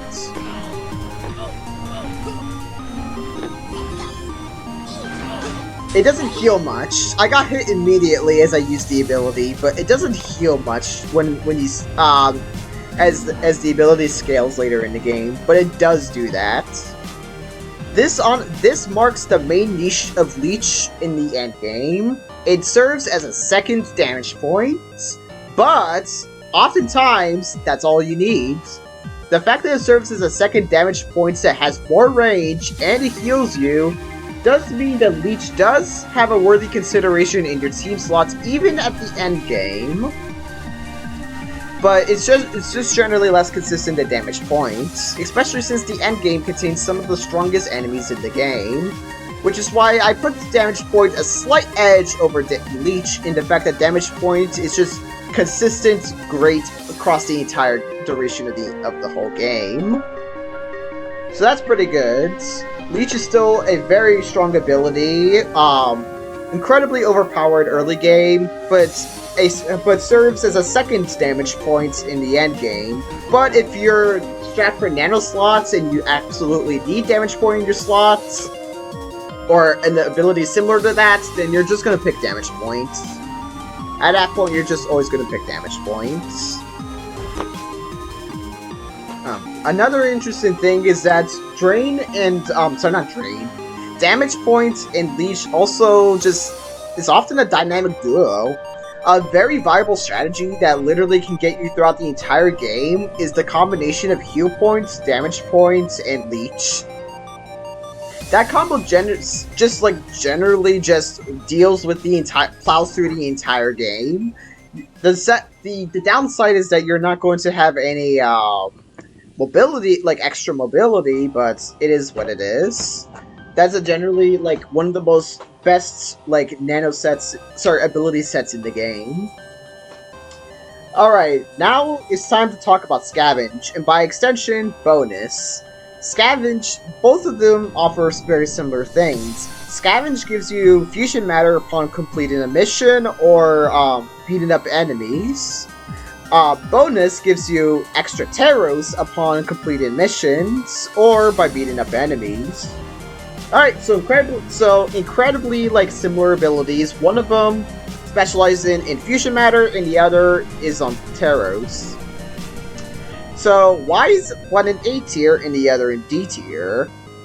Well, it's the combination of two things. One is how the game structure is warped around fusion matter, and how progression of the game works. Fusion matter is single-handedly tied to the game's progression, and the fact that economy is so unfavorable for the bonus ability puts it into D tier. To put extra emphasis on this, okay, so over here, this is my tarot count at the bottom. You actually cannot see my mouse cursor. Oh, now you can. as you can see here by tarot counts over here, huge amounts. I barely need to actually spend anything. Here's the big problem with tarots and why, or bonus, and the reason why it's D tier is the fact that the economy of Fusionfall just kind of like makes them completely unnecessary. So let's talk about what you use tarots for. Alright, one thing you use for tarots for is shopping. Alright, What do you mean? oh, guess what? The things that you shop for are literally just, like, commons, and just worse stuff from when you just fight enemies normally. So, yeah, that's bad. The thing is that the shops in Fusionfall are useless. For one reason or another. But, the other main thing about, tarots is that they're used for the Monkey Skyway agent. But here's the thing. The economy of Fusionfall makes it so that you're never starved for tarots at all. If you're completing missions normally, like by completing missions, beating up enemies, all that, because most of the missions in the game does require you to beat up enemies, you just naturally get enough tarots to the point where Monkey Skyway costs doesn't matter. And same thing with the Scamper. The Monkey Skyway costs and the Scamper do not matter. You're just gonna naturally get enough money to the point where it's pretty much a non-factor that you don't have to worry about at all throughout the entire game. Alright, so that's one thing. So, what do you use... so, another thing you use tarots for is actually the, is actually this. This is like the one and only good use of shops. But here's the thing. You can actually save up so much money if you know the trick about how this shop system works. So normally you would think, okay, so in order to fill up my potions, I just put in 99999 and it just autofills and I click buy. Don't do this. You're wasted money by doing this. Instead, do 99. Boom. That's all you need, and I click 1 here. As you can see, the amount here is in increments of 10, meaning that 1 Nano Potion, actually no, increments of 100, I meant to say. Clicking 1 here is quite literally the equivalent of clicking 100. So 1 Nano Potion here, I just gained 100 here. With this knowledge, you don't need to waste money by doing so. And by beating up enemies, you also just naturally get enough gumballs to the point where you don't really need to worry about it. Bye for now. So, it does have... But that's the thing. Again, bonus is not required for getting a good amount of tarots. If you... I said, you just naturally equate... Like, at every point in the game, you just get... this is me... After a playthrough, just doing Monkey Skyway agents, getting Nano Potions, Weapon Boost. Actually, not Weapon Boost that much. That's a big flaw of my playthrough. And I still have, like, $1 million. Like, if you play through the game normally, you're never, and I mean, you're never starved for money at all, which is the big problem. But, another big problem with tarots is actually, another related thing. Actually, hold on. I need to check if any of my nanos has the bonus ability. Alright, so earlier I mentioned that the 2 main ways of bonus abilities effect is beating up enemies or completed missions. Well, beating up enemies comes naturally by beating up, by doing missions. So that's not... Again, that's not a big factor. Unfortunately, the other 2 methods also... Sorry, the other method is completely outclassed by Scavenge, which I'll talk about in a second. But, what are other ways you get money in this game? By selling items. So you might be wondering, okay, so I can use my bonus ability by... You can use your bonus ability to get more money by selling items. Well, let's demonstrate this. So I have these 3 junk items. This sells for $300, and naturally, I get $300. So let's have this bonus ability active. 300 money. It doesn't work. It does not work. Bonus ability does not work when you're selling items. This single-handedly removes what would have been an actual good niche bonus, but it doesn't work like that. Alright, so that doesn't work, and I already rolled out speeded up monsters to grind for money, because that's never going to be a problem when playing through the game normally. But how about completing missions? I mean, you can just complete missions, and when you complete a mission, you can just get extra bang for your buck with bonus. That doesn't seem to be too bad. Well, the problem is that you need Scavenge. But whenever you wants to do something extra for completed missions, you use Scavenge.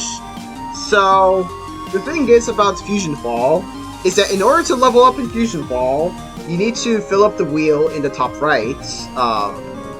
This wheel right here. You need to fill up this wheel to 100. So, in original, you need to complete the corresponding nano mission, but in Academy, you just need to fill up the wheel and you get the next level up. But regardless of which version of the game you play, the method is the same. You need to complete mission, you need to collect fusion matter, and progress. So, as you can quite imagine, fusion matter is basically the building block of progression of Fusionfall. But the thing is that once you get later in the game, you encounter the dreaded fusion matter drought, where you completed every single mission in the game, but you need more fusion matter. This is where Scavenge comes in, because with Scavenge, it gives you another extra leg up in progression. You get fusion matter easier, and it will take a much longer for you to encounter the fusion matter drought. Now, even if you complete every single mission in the game with a gumball boosted Scavenge ability active, you will encounter the fusion matter drought at level 35 because of how little missions there are in the end game. But that's fine. That's only a bit of grinding in Dinosaur Pass Infected Zone. But without the Scavenge ability, you encounter this drought way earlier. I've heard reports of players getting this drought back at like level mid-20s or something ridiculous. You really need Scavenge on you at all times. This is one of the most essential abilities in the game. You need to have Scavenge on you at all times when it's time to turn in missions. And sometimes on you when doing missions, because there are some missions in the game that automatically end when you complete the objective, and you need to keep that in mind. So there is zero benefits from using bonus to complete a mission over using Scavenge to complete a mission. And that puts extra emphasis on why bonus is a useless ability, or a borderline useless ability. You're hardly ever going to need any extra Taros, because you just get so much through naturally progressing through the game, because that's how the game's economy works. While at the same time, Scavenge is essential for progression. Now that being said, once you do reach level 36, Scavenge does become useless. Actually, I lied. Scavenge does not become useless, because if you want to switch up your nano abilities, which is exactly what I had to do in preparation for this video, you need the power item, but afterwards you need to burn fusion matter in order to use the ability, or to switch abilities. So even at the very end of the game, Scavenge still has a use. If you need to grind up fusion matter, well then you use Scavenge ability to beat up enemies, and then you can grind up enemies that way. Or you can just grind infect the races in the infected zones. That's another thing you can do. Although I don't know if Scavenge works for that. I don't remember. Likely not, actually. I don't think it does, but keep that in mind. Scavenge is one of the most essential abilities in the game for just progression, while bonus is just, like, not helpful at all. Like, it's never needed. Alright. At long last, it's time to talk about the S tier. Rockets. So, you probably already saw if you were around for the jump segments, you already know why Rocket is S tier. This is the single best mobility ability in the game. It makes jump obsolete unless you're actually using it in tandem with jump or with Rocket. So to put extra emphasis on this, Rockets is an ability that allows you to cheese fusion layers and generally break the level design of the game. And to demonstrate this, as you can see here, I'm in Chowder's mouth. This is during my Nanos only playthrough, and I'm using the Rocket ability in order to completely cheese the level design of this area. This is only possible with Rockets, and as you can see, I can get out of bounds. Well, partially out of bounds. There's still an invisible wall, but with the power of Jump Group, which is what this is actually the main reason why, as you can see here, I put Jump Group slightly above Jump Self, and the reason why is because if you're in a team and if your teammate gives you the Jump ability, then you get increased height with your Rocket ability as well. But with the Rocket ability, you just completely destroy the level design of not only. So I'm demonstrating this on Chowder's mouth, but the thing is that it can be done with any fusion layer in the game. And it also makes navigating through specific platforming segments, such as like infected zones, all that much easier. This is an ability that single-handedly breaks the game in terms of what the developers intended you to do. And as you can see here, I can go above here. I kind of dawdle around here. And as you can see here, I can just simply go down and just talk to Kimchi. And yeah. That's how you break the game with the Rocket ability. None of this is possible without it. Jump doesn't give you quite the height and the flexibility that Rocket does. But in combination with Rockets, then that's where Jump's true prowess is shown. So this is the single best mobility and platforming break-in ability in the game, and deservedly deserves a spot in the S tier because of it. Alright, finally, we come up to the single best ability in every single build of Fusionfall, Heal Points. Now, in order to explain why this is the best ability in the game, I need to talk about like the general, like, the reasons why this ability is essential for pretty much like getting through the game as quickly as possible, and it has to do like with the general structure of Fusionfall as well as the general game combat. Here's the thing about Fusionfall's combat: you're always gonna get hits. Like, unless you like stun the opponent and then immediately kill them afterwards, every attack that an enemy does, like every basic attack an enemy does, is unavoidable because of the MMO mechanics of this game. Or, I'm not sure if it's MMO. I need to get my game genres fixed up. Anyways, you're always taking damage. So, Heal Points is an ability that gives you the most amount of heal out of the 3 heal abilities. As you can see here, Heal Group is in B tier because if you're in a group, then it just is nice support. I'm gonna talk about Heal Self area in a second, but I mean a little bit later. But Heal Points heals you the most, and it consumes the least amount of stamina if that wasn't enough. It does have the same recharge though. So here you go. That's the big thing. It heals you the most, and it uses the least amount of stamina. But here's the reason why heal is so essential. So since you're always taking damage from the enemy's basic attacks, and the recharge rate is low, the recharge of your own health is generally very slow. There's like a big delay before it actually starts healing.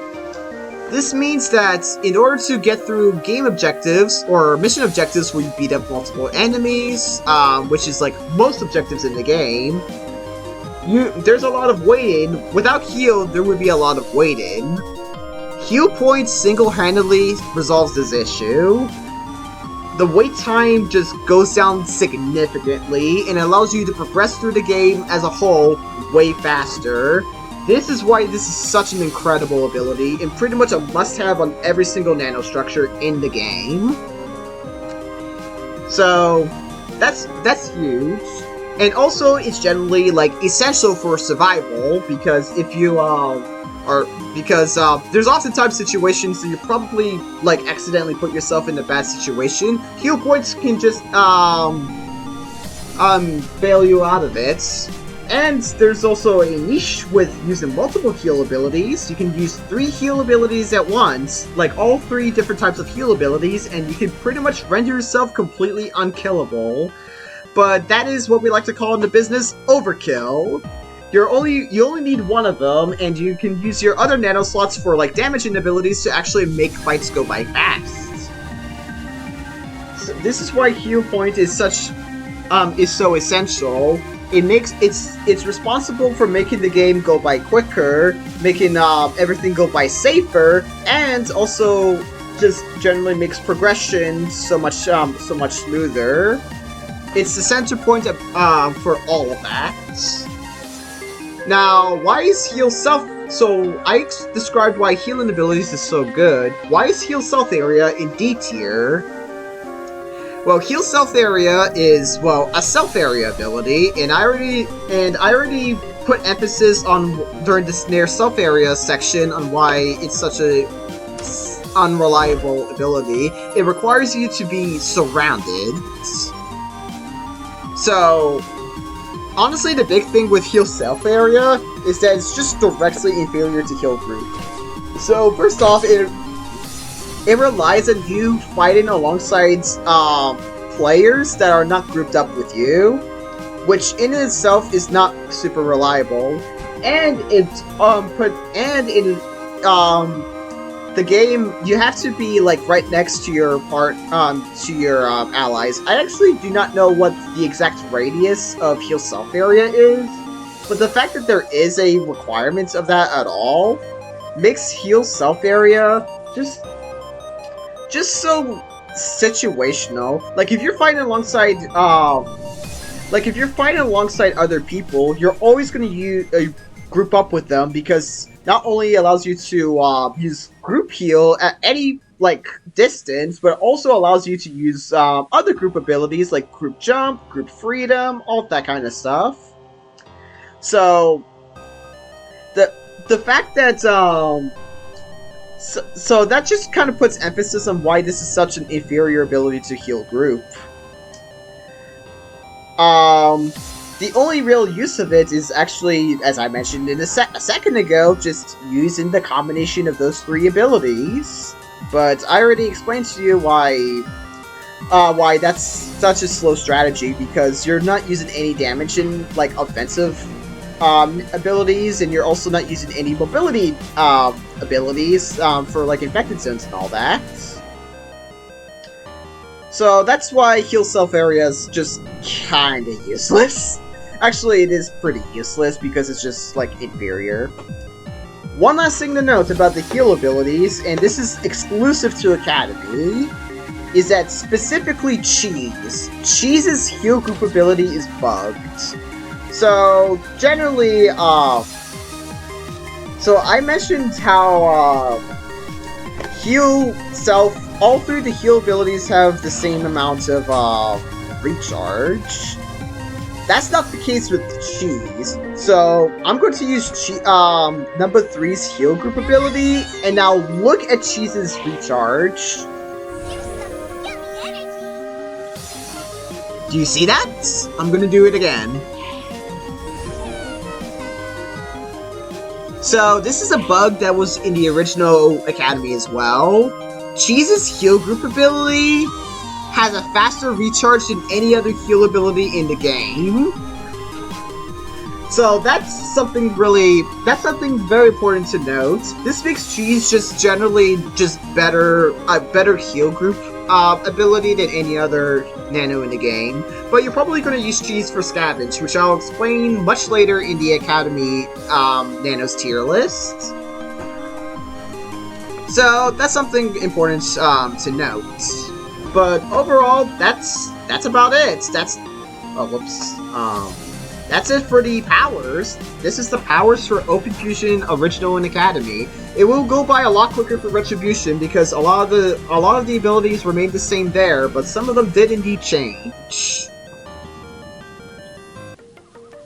Alrighty, now it's time for the moment that most of you are probably waiting for, the Nano tier list. So this is specifically OpenFusion Original. So future, so this is like the future and the original 36 only. So yeah, time to talk about each of them. Now a lot of these placements probably would not surprise a whole lot of people, but I might as well just talk about why they're bad.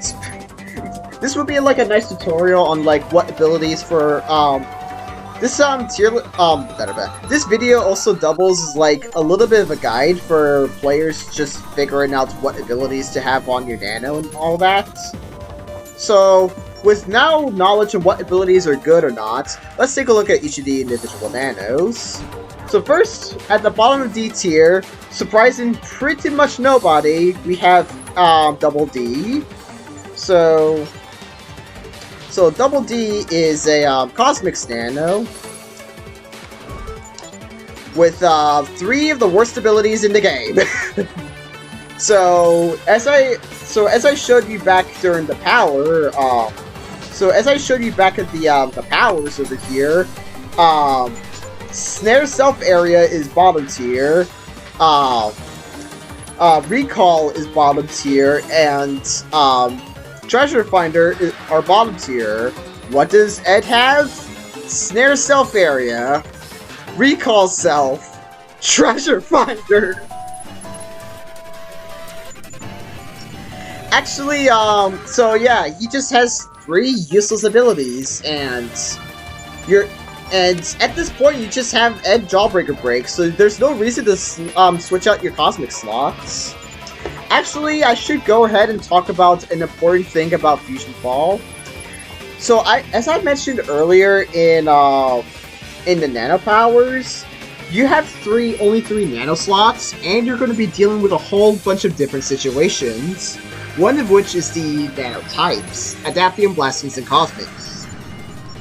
Not only these 3 Nano types blocks you from specific corruption attacks, but having them out against an enemy of a specific type will also influence your damage output. For example, if you have an Adaptium Nano against a Blastings enemy, then you'll deal extra more damage with your basic attacks. But conversely, if you have an Adaptium Nano against a Cosmics enemy, then you're dealing less damage with your weapon.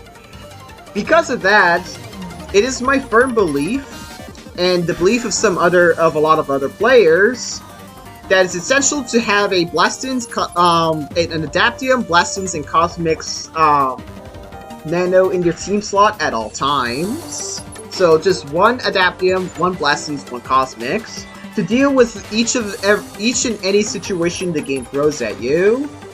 So that's just like a general thing. So that's just a general thing. This is going to become very important when talking about Nanos in the Academy version of the game, or the Academy tier list,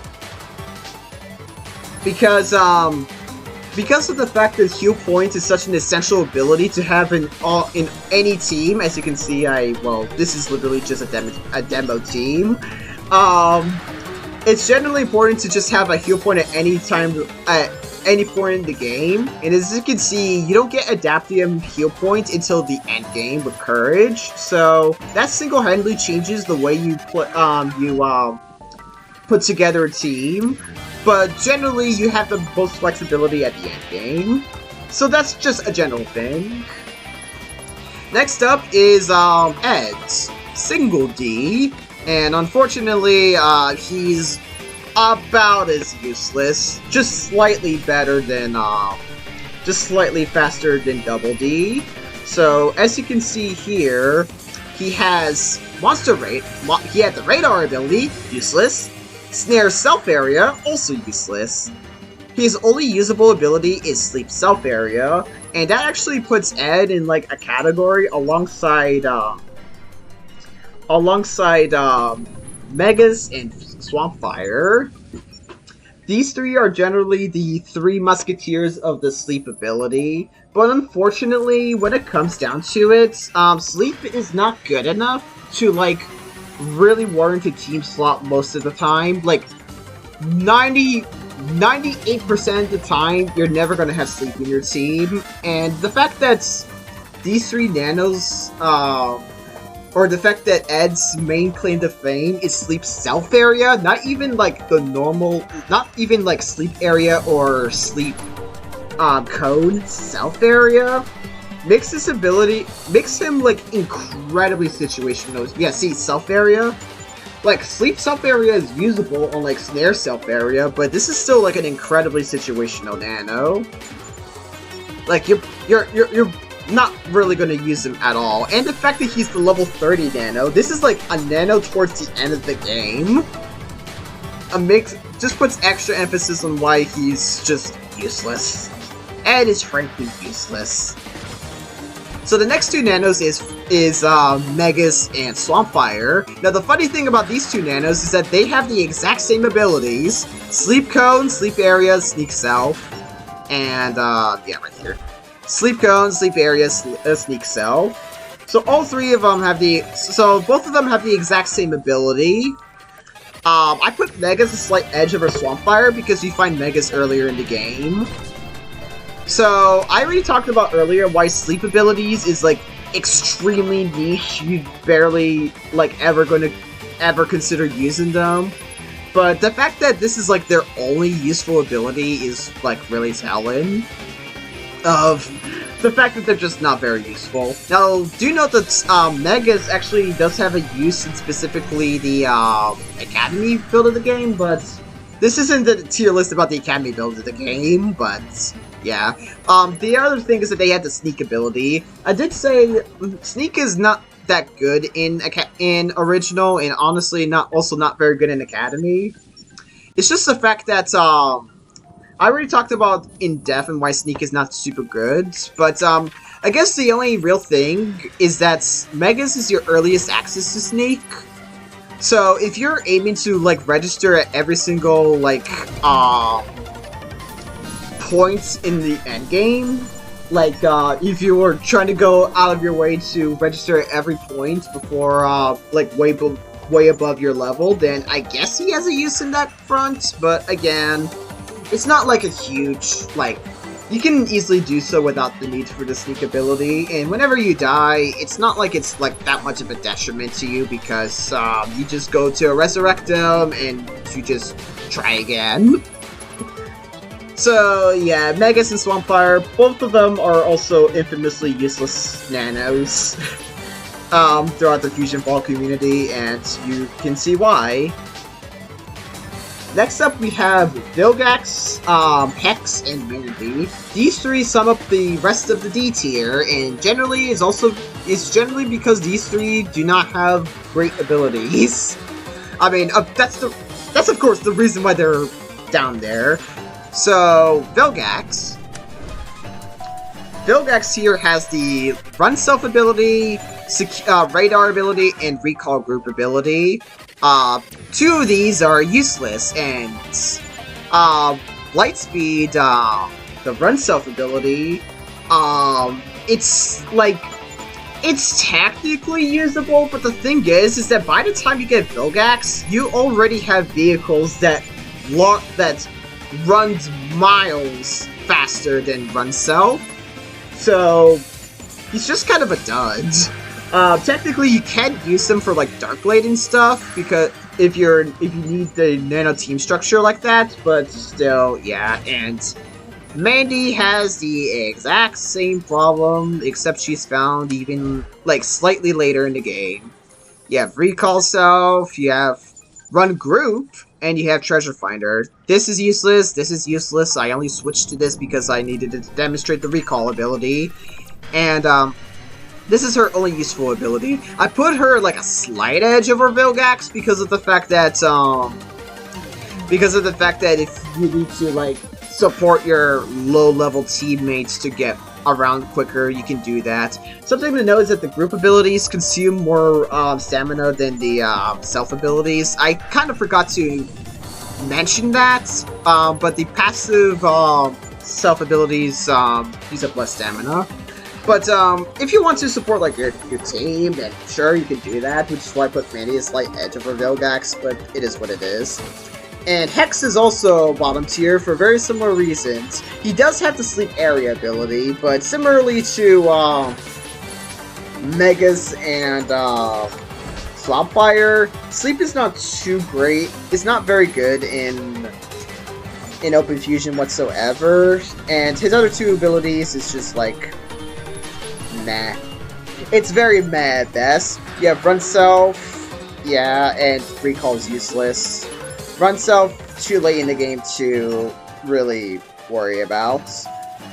So yeah, that sums up the D tier. These nanos have like virtually no use. Edd in particular, Double D, is especially useless. You're never using him at any point in the game. But next we have C tier. C tier nanos are pretty much like extremely situational or outclass, either or. First we have Wilt, which is one of the earlier nanos you get in the game. So Wilt has 3 abilities. He has 2 Snare abilities. I already talked about why Snare is absolutely useless in OpenFusion, but he also has the Jump Self ability. And genuinely, this ability saves Wilt from being D tier, to be honest. He's your earliest access to the jump ability, so there you go. There's your movement option. The problem is that once you gain access to Rocket, then Wilt becomes like super useless unless you're really willing to do the Rocket plus jump combo. But other nanos in the game can provide you that combo as well. So yeah, Wilt is barely worth considering in OpenFusion. And even even during the time period between you having Wilt and you having Utonium, which is the earliest Rocket Nano, there's still like not many scenarios where you ever need to have jump. Because the early game is pretty easy, to be honest. And there isn't like any like real platforming challenges that really require you to have jump at any point. So Wilt is an example of a nano that comes in just early enough to have like some semblance of use, but at the same time, the game doesn't provide you like with any real challenge to ever like really need to have a jump self ability or a jump user in your team slots. Again, 3 Nano-Slot syndrome is a real thing in this game. Alright, so next we have Bloo. So Bloo is a very unfortunate nano because he technically has a useful ability, but it's also Stun Cone. Well, first off, we have Snare Cone, which I already talked about why Snare is bad. Treasure Finder is useless. Stun Cone is his main useful ability, but Bloo is by far the nano that got shafted the most on the fact that there's different cone ranges. During my segment about Stun Cone or cone ranges, I showed that Stun Cone had pitiful range, directly inferior to Stun Area, and I guess to Blue's credits, he's the first stun area nano until for Adaptium until much later in the game. I actually don't quite remember when that is. When do you get stun area in the late game? Oh yeah, Coco. Yeah, you got Coco's stun area. So I guess to Blue's credits, you don't get stun for Adaptium until much later in the game, but still, that's not really... If it's like... The fact that it's stun cone makes it very hard to consider, and you already have a stun user in Blossoms, and that's a stun area ability, so yeah, that... Not really much not much reason to use Blue, but he technically has a use. Alright, next up we have the dynamic duo of Numbuh 3 and Grim. So, these two fill incredibly similar niches, actually the exact same niche. So, Grim here has Heal Group, Run Group, and Revive Group. Ignore these two abilities, you're using him only for Heal Group. Run Group is not worth using, it's not really, really worth considering, especially since you're always going to have Run on Numbuh Two, which I'm going to talk about momentarily. And Revive Group is just bad, so Heal Group it is. And similarly, Numbuh 3 has Heal Group, but also has Sneak Group and Revive Self. I already talked about why Revive's bad, and Sneak is situational at best. Useless, and most of the time useless. So both of them has the main niche of Health Group. But this is incredibly situational because you need to be in the group in order for this to be useful, because otherwise this is just directly inferior to Heal Self. To Grim's credits, you do he is earlier in the game, and this is the earliest you can get a Heal Nano on Adaptium because you have to wait until Courage to get that. So I guess there's some credit here, but in the end, you're still always going to have a Heal Self Nano instead, and I mean, well, lots of luck looking for someone for you to team up with at all times in an OpenFusion server. That's all I gotta say about that. And that's kind of just a general problem with group abilities in general. So, Grim and Numbuh 3 are C tier because they only are useful for one thing, and that one thing is incredibly niche. Finally, we have Numbuh 2. Numbuh 2 is technically like a D tier nano, but since he's essential for early game, he takes it to the top of C tier. So Numbuh 2 is a nano with two useless abilities in Recall Group and Bonus. I already talked about why both of them are useless earlier in the video. And his main claim to fame is oneself. Now he's the second nano you get in the game, and movement early game is awful, and Numbuh 2 is your only, like, semblance of good movement in the entire game. So, you only use Numbuh 2 for that purpose.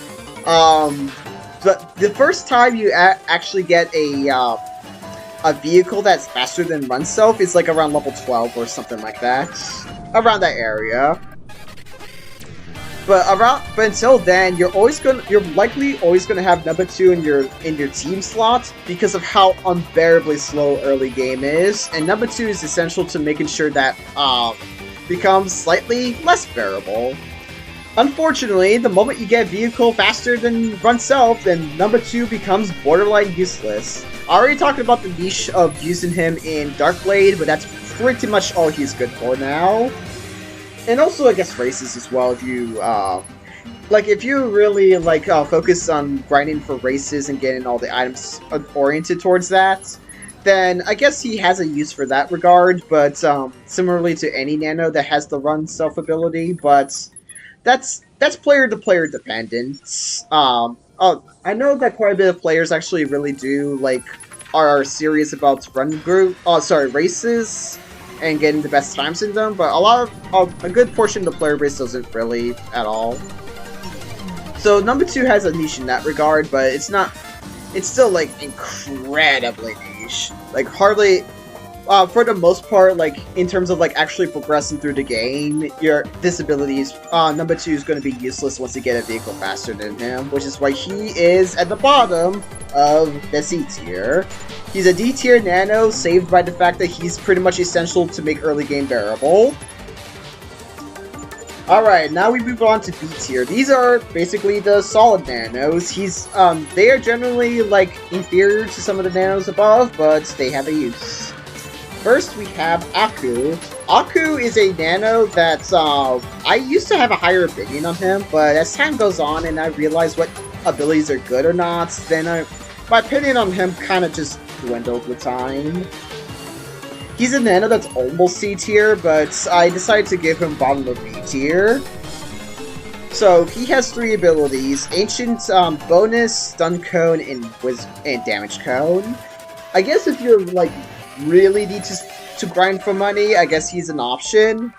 And I already talked about with the Blue segment on why Stun Cone is not good. The range is awful on this. But Damage Cone is the main draw with him, and Damage Cone is a solid ability. It's quite unfortunate that Aku is found, like, right at the end of the game. He's literally the second to last Nano you get in the game. And Humongosaur has damage area, so he fills a very similar niche. It's just that he's coming a little bit too late, and at this point in the game, you probably have, like, better options, but he is usable. Damage Cone is a very pretty good ability, so there is that. So Aku, at the very least, has a use. Alright, next on the chopping block, we have Mojo Jojo. So Mojo is a Nano that, well, for starters, OpenFusion Original is by far the worst iteration of Mojo. He gets better in later versions of the game. So, he has Drain Point, Freedom Group, and Guard. Freedom Group and Guard, these are like the ones that block you from status conditions. I already talked about why they are incredibly niche, like barely, like, you're barely ever going to use these 2 abilities at any point. I already talked about why these 2 are incredibly niche.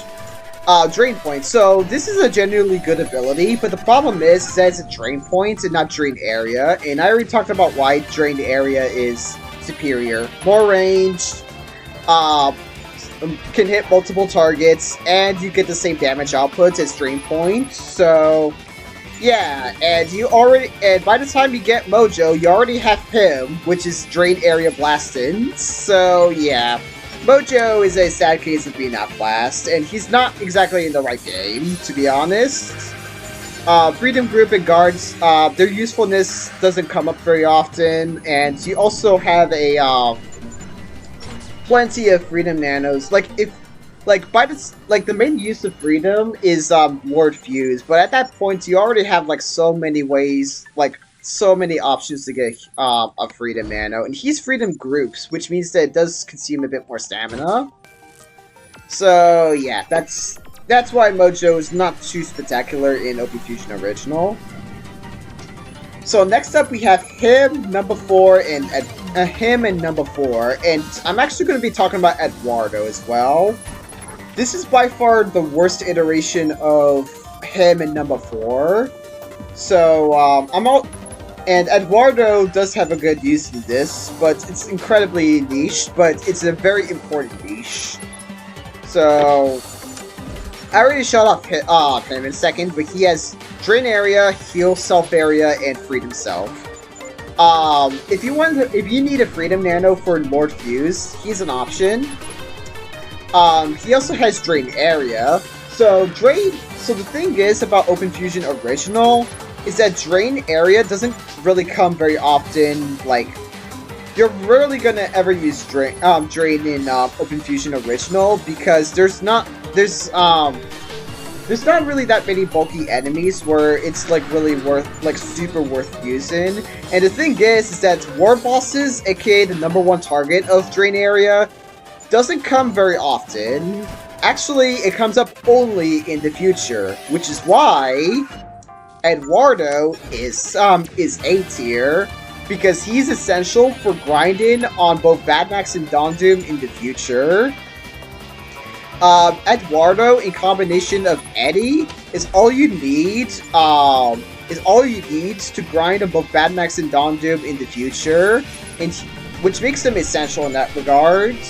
Well, outside of that, they're not bad. Drain Area is a good ability, but it's not the best it will ever be because of the fact that the lack of world bosses to worry about.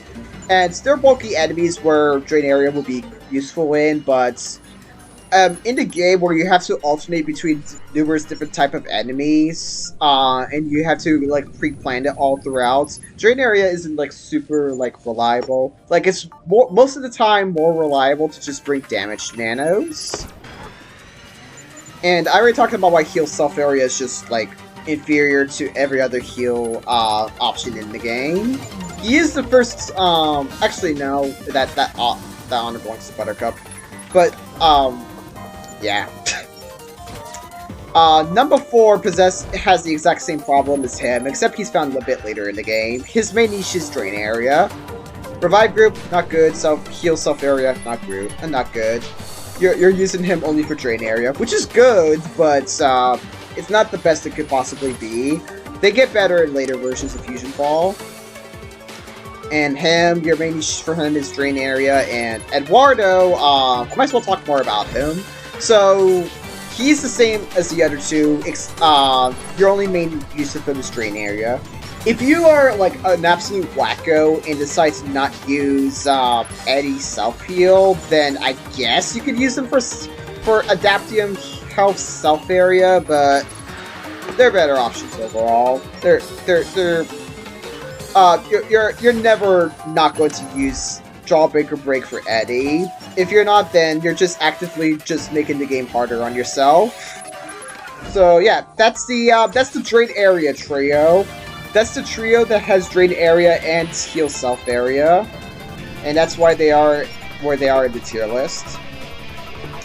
Next up we have is Billy and Humongosaur. Both of them are also kind of similar. So Billy is Adaptium, Freedom Self, and Damage Cone. You're not gonna use them for Interfractoid. This ability is useless, or not useless. It has a niche, but it's hardly ever gonna come up. So again, he's a nano option if you need a Freedom Nano against Fuse. But the main niche for him is Damage Cone Snot Rockets. He's a solid damage nano. That's all I can say. Billy's just a very vanilla nano, to say the very least. And Humongosaur is similar in this regard. He's a Freedom Self nano for Cosmics, and he has damage area. I put him slightly above. I put him above Aku because Freedom Self, if you need it, for Fuse or for Grindin is an option, and damage area I slightly rate above Damage Cone because of the range and because it can hit up to 3 targets. They're both both of these nanos are both good but not spectacular. And I guess I might as well talk about Demongo too, because he's also a very mid-tier nano. Because the only reason you're using him is Demon's Fire. His other two abilities are useless. You're using him for Demon's Fire only. You find him after Billy, but generally I like damage area a bit more. They're all very similar nanos. They're all pretty good nanos, but they're very middle of the road nanos overall. Billy and Demongo are honestly kind of interchangeable, but based on the situation, but the option is there. Next up, we have Coco, Blossom, and Mandark, because all three of these nanos fill incredibly similar niches. Also, I guess one last thing to note about Humongosaur is that if you see the thumbnail and you see Humongosaur put in C tier, I made the thumbnail of this video a long time ago, like 3 months ago. This is a video I plan to do for months now. But back then I had a lower opinion on Humongosaur, but the more I looked at abilities, what abilities are good or not, the more I realized, no, Humongosaur is actually quite solid. Anyways, back to Coco. The 3 stud area nanos, to say the very least. Coco is a very support. The intention of Coco is that it's a very support-oriented nano with PowerShell, Freedom Group, and wait, why did I say PowerShell? Guard, Freedom Group. So I already talked about on Mojo why these 2 abilities are like incredibly niche at best. At this point, by the time you get Coco, you already have Billy to serve the niche of your damage of your Freedom Self. So if you need it for like so if you need the nano a nano for fuse, then generally you're probably going to go for Billy instead of Coco. But instead, his main niche is her main niche is stun area. Stun area, I already talked about why stun area is an incredibly, like, versatile ability offensively and defensively, and Coco is the latest you get of this ability. Blossom is the earliest you get of this ability, and you're pretty much using her only for stun area in OpenFusion. Antidote, I actually completely forgot to talk about Antidote and why it's kind of useless. Something to note, the thing is about Antidote is that, heal self is just generally better. And during the run segment, I kind of already talked about, why, I guess I might as well use this opportunity to talk about why Antidote is useless. So, I already talked about why the fact that vehicles hover over fusion matter patches pretty much invalidates Antidote's use in the overworld. And inside infected zones, it can technically have the use of that, but the problem is that Antidote drains stamina too quickly, and it's overall just better on having the heal self ability. Heal self honestly just completely outclasses Antidote, because heal self is just more generally useful, and it doesn't consume a Nano-Slot, so that's why Antidote is useless. That is why Antidote is all the way here in the D tier towards the bottom. You're never going to be using that ability whatsoever. Anyways, back to Blossom. So she's a stun area the earliest you get in the game, so she's she's pretty useful in that regard. However, if you see the tier list, you can probably oh well, now you can. If you see the tier list, the Blastin stun area is Mandark, and I rated him above Blossom. And why is that exactly? Well, it's mainly because he has more versatility outside of the fact that he has stun area. So he has access to Jump Group. He also has Antidotes, but forget that. Jump Group is basically an incredibly versatile ability, or not incredibly versatile, it's outclassed by Rockets, but the thing is that if you're in a group, you can use this ability in conjunction with Rockets to destroy the boundaries of the game. The combination of Group Jump plus Rockets allows you to just completely break the boundaries of the game and go out of bounds. So, it's like not useful for actually progressing through the game, but this is like the only way you can actually do this. And Jump Group is still like a good mobility ability in the game, especially when combined with Rocket. So he has that regard, and of course he has stun area, so he has 2 useful abilities going for him. So good on you, Mandark. Alright, and now it's time to talk about the A tier. A tier contains some of the most useful nanos in the game, and nanos that you're generally going to have equipped all throughout the game. I mean, that's actually a good description of S tier, but the A tier nanos are generally useful ones. I already talked about Eduardo. But the thing is about Eduardo is that his usefulness kind of drops off the moment you get to the present, or get to the past, which is why he's at the bottom of A tier. Now it's time to talk about Bubbles. So the thing is about Bubbles, Samurai Jack, and Dee Dee is that all 3 of these nanos are the damage point nanos. All 3 of these nanos possess damage points, and as such, they're very useful all throughout the game. So over here, So let's go over them in depth. So we have here Bubbles, Damage Point, Laser Point. You're never going to be using Tornado Trap, but she also possesses Jump Self if you ever need it. Unfortunately, she comes after Utonium, so yeah. You're using her for Laser Vision. You're using her for Damage Points. Next we have Samurai Jack. He's one of the late game Nanos. He has jump groups similarly to Mandark, so if you need a Nano to break out of bounds alongside a teammates, there you have it. But he too has damage points. So yeah, incredibly consistent, and you get him around the time where damage point is at its most useful. By the time you get Jack, it's around the time where damage point really starts to outdamage Leech. So yeah, he comes in just at the right time to be a very useful Nano throughout the rest of the game, and throughout the post-game whenever you jump in to play the game. And finally, you have Dee Dee. Dee Dee is your earliest access to a damage Nano, period. Like, no other damage Nano exists until Dee Dee shows up. She possesses 2 of the damage abilities, actually, in Diva Dynamite, the damage point, and also Plenty Tough Pirouette, the damage area. I actually really like damage area on Dee Dee, because soon after Dee Dee, you get number 5 with the Leech ability for Blastins. So, and that's gonna outclass damage point for the vast majority of the game. But at the same time, you have damage area for Dee Dee to deal with groups of enemies.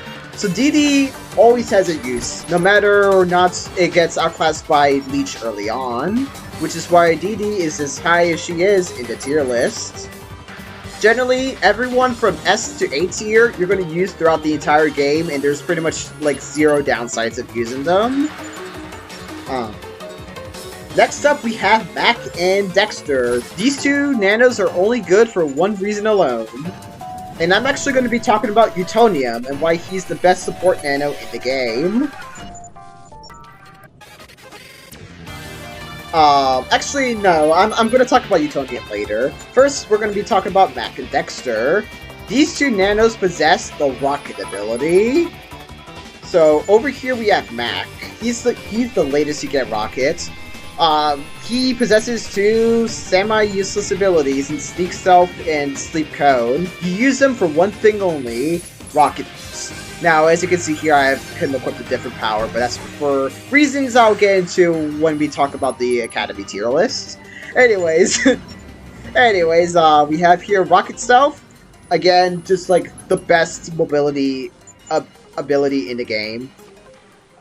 And Dexter is similarly only used for Rocket Self. This time around, he has 2 other very useless abilities in Sneak Group and Recall Self. Sneak Group is just Sneak Self, but it consumes more stamina. But you can also... there's like especially like very little scenarios where you're going to be sneaking around with a group of party members. Or group of teammates. Anyways, he has Glide. Glide's an incredible ability. Use them for that alone. And both of them are A tier for that alone. Speaking of being A tier for that alone, we have Juniper Lee and Numbuh Four, or Numbuh 5 I meant to say. Juniper Lee and Numbuh Four have access to the most broken early game ability in the game, and that is Leech. Now, I'm going to actually put this in the emphasis of Numbuh Four. I already talked about how good Leech is, like, incredibly broken early on, but due to it not scaling with levels, it becomes, like, a second, like, slightly worse damage point when you get towards the end game. Once you get Numbuh 5, she becomes an S-tier Nano. At the beginning of the game, Numbuh 5 is an S-tier Nano, but as you progress through the game, she drops off. But still, incredibly useful Nano all throughout the game. And Juniper Lee, you get her around the time where Leech starts to become outclassed, but still, which is why she's put a bit below. But still, pretty useful. I guess an important thing to note is that, the abilities of Juniper Lee and, Numbuh 5 are not too good. Revive Self, useless. Sneak Group, virtually useless. Jump Self, you have access to mobility way earlier in the game. By the time you get Jennifer Lee, you don't need this on her specifically. And for Monster, and this is super useless. Actually, no, not super useless, but for a second I thought this was South area, but no, this is target area. Alright, and that's why these two are at the top of A tier, possessing Leech points. And now we have access to the S tier. And starting things off, we have Buttercup. Buttercup is S tier for one reason alone. Buttercup first. Now, the annoying thing about Original and Retrobution is that when you start off the game, you're forced to pick Misfire, Stun Cone. And I already talked about why Stun Cone is not a very good ability because of the range and the fact that it's like super inferior to damage to stun area. But I guess at the very least, it's a stun. It's your only like offensive ability until you get Eduardo. So I guess that's something. But you should at the earliest point possible switch to Buttercup first, the Scavenge ability. She's your earliest access to Scavenge, and as such this Nano is essential for progression throughout the entire game, and that alone makes her an S tier Nano. And as you can see, the other two Scavenge Nanos is also S tier, but they're S tier for different reasons. Buttercup is only useful for Scavenge. Now, the reason why she's at the bottom of S tier is that the moment you get to level 36, the moment you get to max level, her usefulness pretty much just drops off a cliff. Once you get to level 36, her usefulness drops off a cliff. I guess if you want to, like, grind for, like, different abilities, or like, switching through abilities, then you can do that, but in OpenFusion Original, there's not really, like, too much reason to actually be switching abilities with Nanos, because the vast majority of Nanos have, like, only, like, one really useful ability, and others, like, niche at best. Instead, she has access, once you get to level 36, her main niche is Rallying Cry, Heal Group. And to that front, she becomes a C tier Nano alongside Grim and Numbuh 3, rather. So, that's the story of Buttercup. An essential Nano for early game, but once you get to level 36, or not early game, essential Nano throughout the entire game, rather. Essential Nano throughout the entire game because of Scavenge enables progression. But once you get to level 36, she becomes a heal bot, to be honest. A heal group bot alongside Grim and Numbuh 3. But if you need, like, you really need extra fusion matter and you need to grind for it, then there you have it. But when it comes to, like, grinding for fusion matter, it's always better to just grind races. That's all there is to it, to be honest. Grinding the races in, like, Dinosaur Pass gets you fusion matter way quicker. Anyways, next up we have Eddie. So, another thing you probably immediately realize is that all three of the Hue Self Nanos are in the S tier. And, yeah, all three of them are in the S tier. So, Eddie is useful throughout the entire game. And is only for one ability only, Heal Self. You see Speedy Getaway and Energy Saver? Ignore those. These two are useless on him, and they're generally not great abilities either. They're not very good abilities either, especially Energy Saver. Jawbreaker Break is the only reason to ever consider using Eddie, but this reason alone makes him S tier. Heal Self, I already explained to you during the Powers ability why Heal Self is such an incredibly, like, the best ability in the game. Enables progression, enables fights to go by quicker, it enables mission objectives to go by quicker, it enables you to survive easily throughout the entire game. Incredibly versatile, incredibly, like, essential throughout any Nano setup. Eddie's incredible. Even if he only has one useful ability, that's all he really needs. You also see that I have Numbuh One in S tier. He too has the heal self ability, but the reason why I put him above is honestly for one simple reason. He has damage code, which is technically a useful ability, and I guess if you want to grind money, he's available for that too. But Numbuh One is just like another one of those nanos that will never go out of style because he has heal self, and he has a other useful ability and a honestly not very good ability, but it is what it is. You find him in the mid game, and once you gain access to Numbuh One, the Cosmic Nano-Slot opens up because you no longer have to really worry about having Eddie in your team at all times. So that's really good. Next up, it's time to talk about Professor Utonium, the best utility nano in the game. So Utonium has Jump Group and Rockets, aka the two best mobility abilities in the game. And you have Utonium Zoom, which is straight up the best mobility ability in the game. And Utonium is your earliest nano with access to that. So yeah, very cool. And once you get Numbuh One, it frees up Utonium's the Cosmic slot, so you can have Utonium there. But you also get Numbuh One after 4 orbs, and I'm gonna talk about him next. But still, if there's any reason to ever have a nano team where you don't have all 3 elements, Professor Utonium is one of them.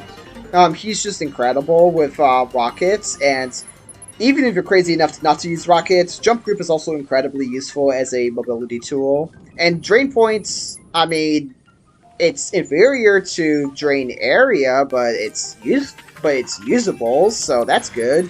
Utonium just has access to 3 usable abilities, one of which being the best mobility nano in the game, which is why he's S tier. Next up, we have Courage and Forearms. I'm actually going to be talking about Forearms first. So, Forearms is the best nano in the game because he has access to Leech Point and Scavenge. You're never using this, by the way. You're absolutely never using this. So once you get Numbuh One, you free up the Cosmic slots to have Forearms instead be your Scavenge nano. Or you can have him be your Leech Point nano, which is equally, if not even more viable, because as you can see here, they're both equally very strong.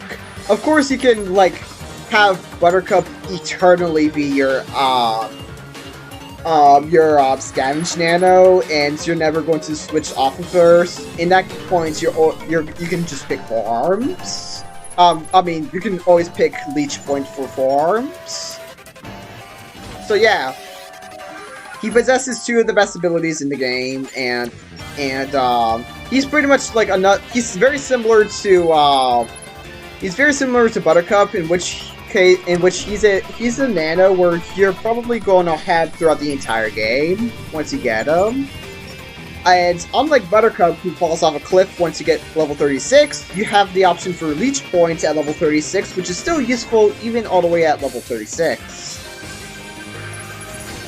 And now we have access to Courage. Courage is the number 2 nano in the game, and he would be number 1 if it were for the fact that he's found at the end of the game.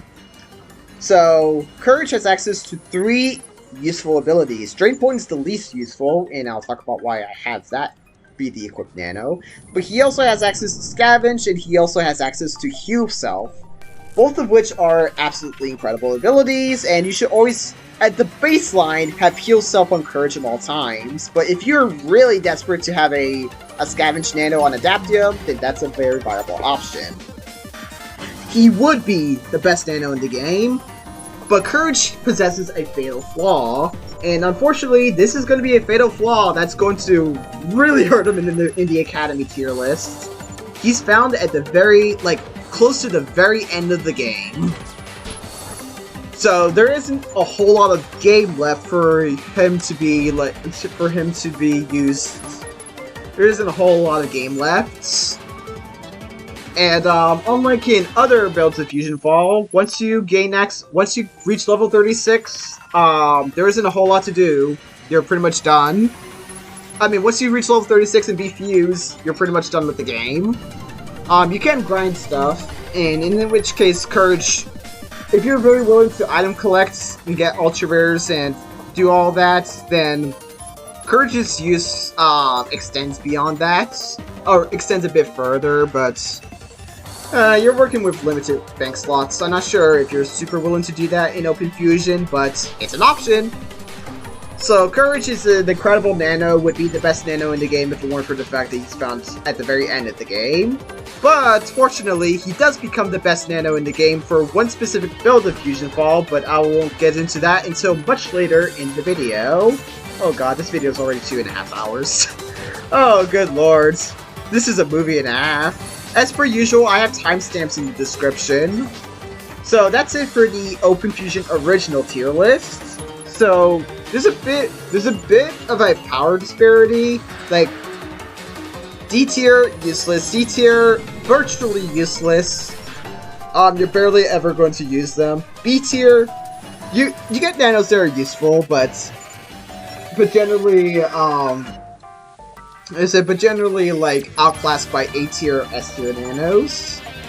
And yeah, you have A tier that will be used.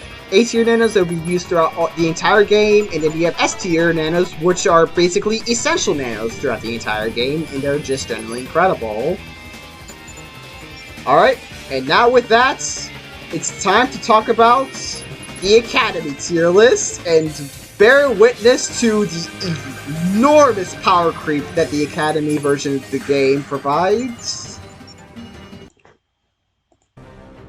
I am Van Kleis. Alrighty. When I said that there was power creep in OpenFusion Academy, I freaking made it. Look at this. By the way, the meme that I showed you in a second earlier, it's no mistake. Van Kleis is the single most broken Nano ever introduced in Fusionfall. He has Leech points, Heal points, and a random Snare ability that no one cares about. He has Leech points and Heal points for Cosmics.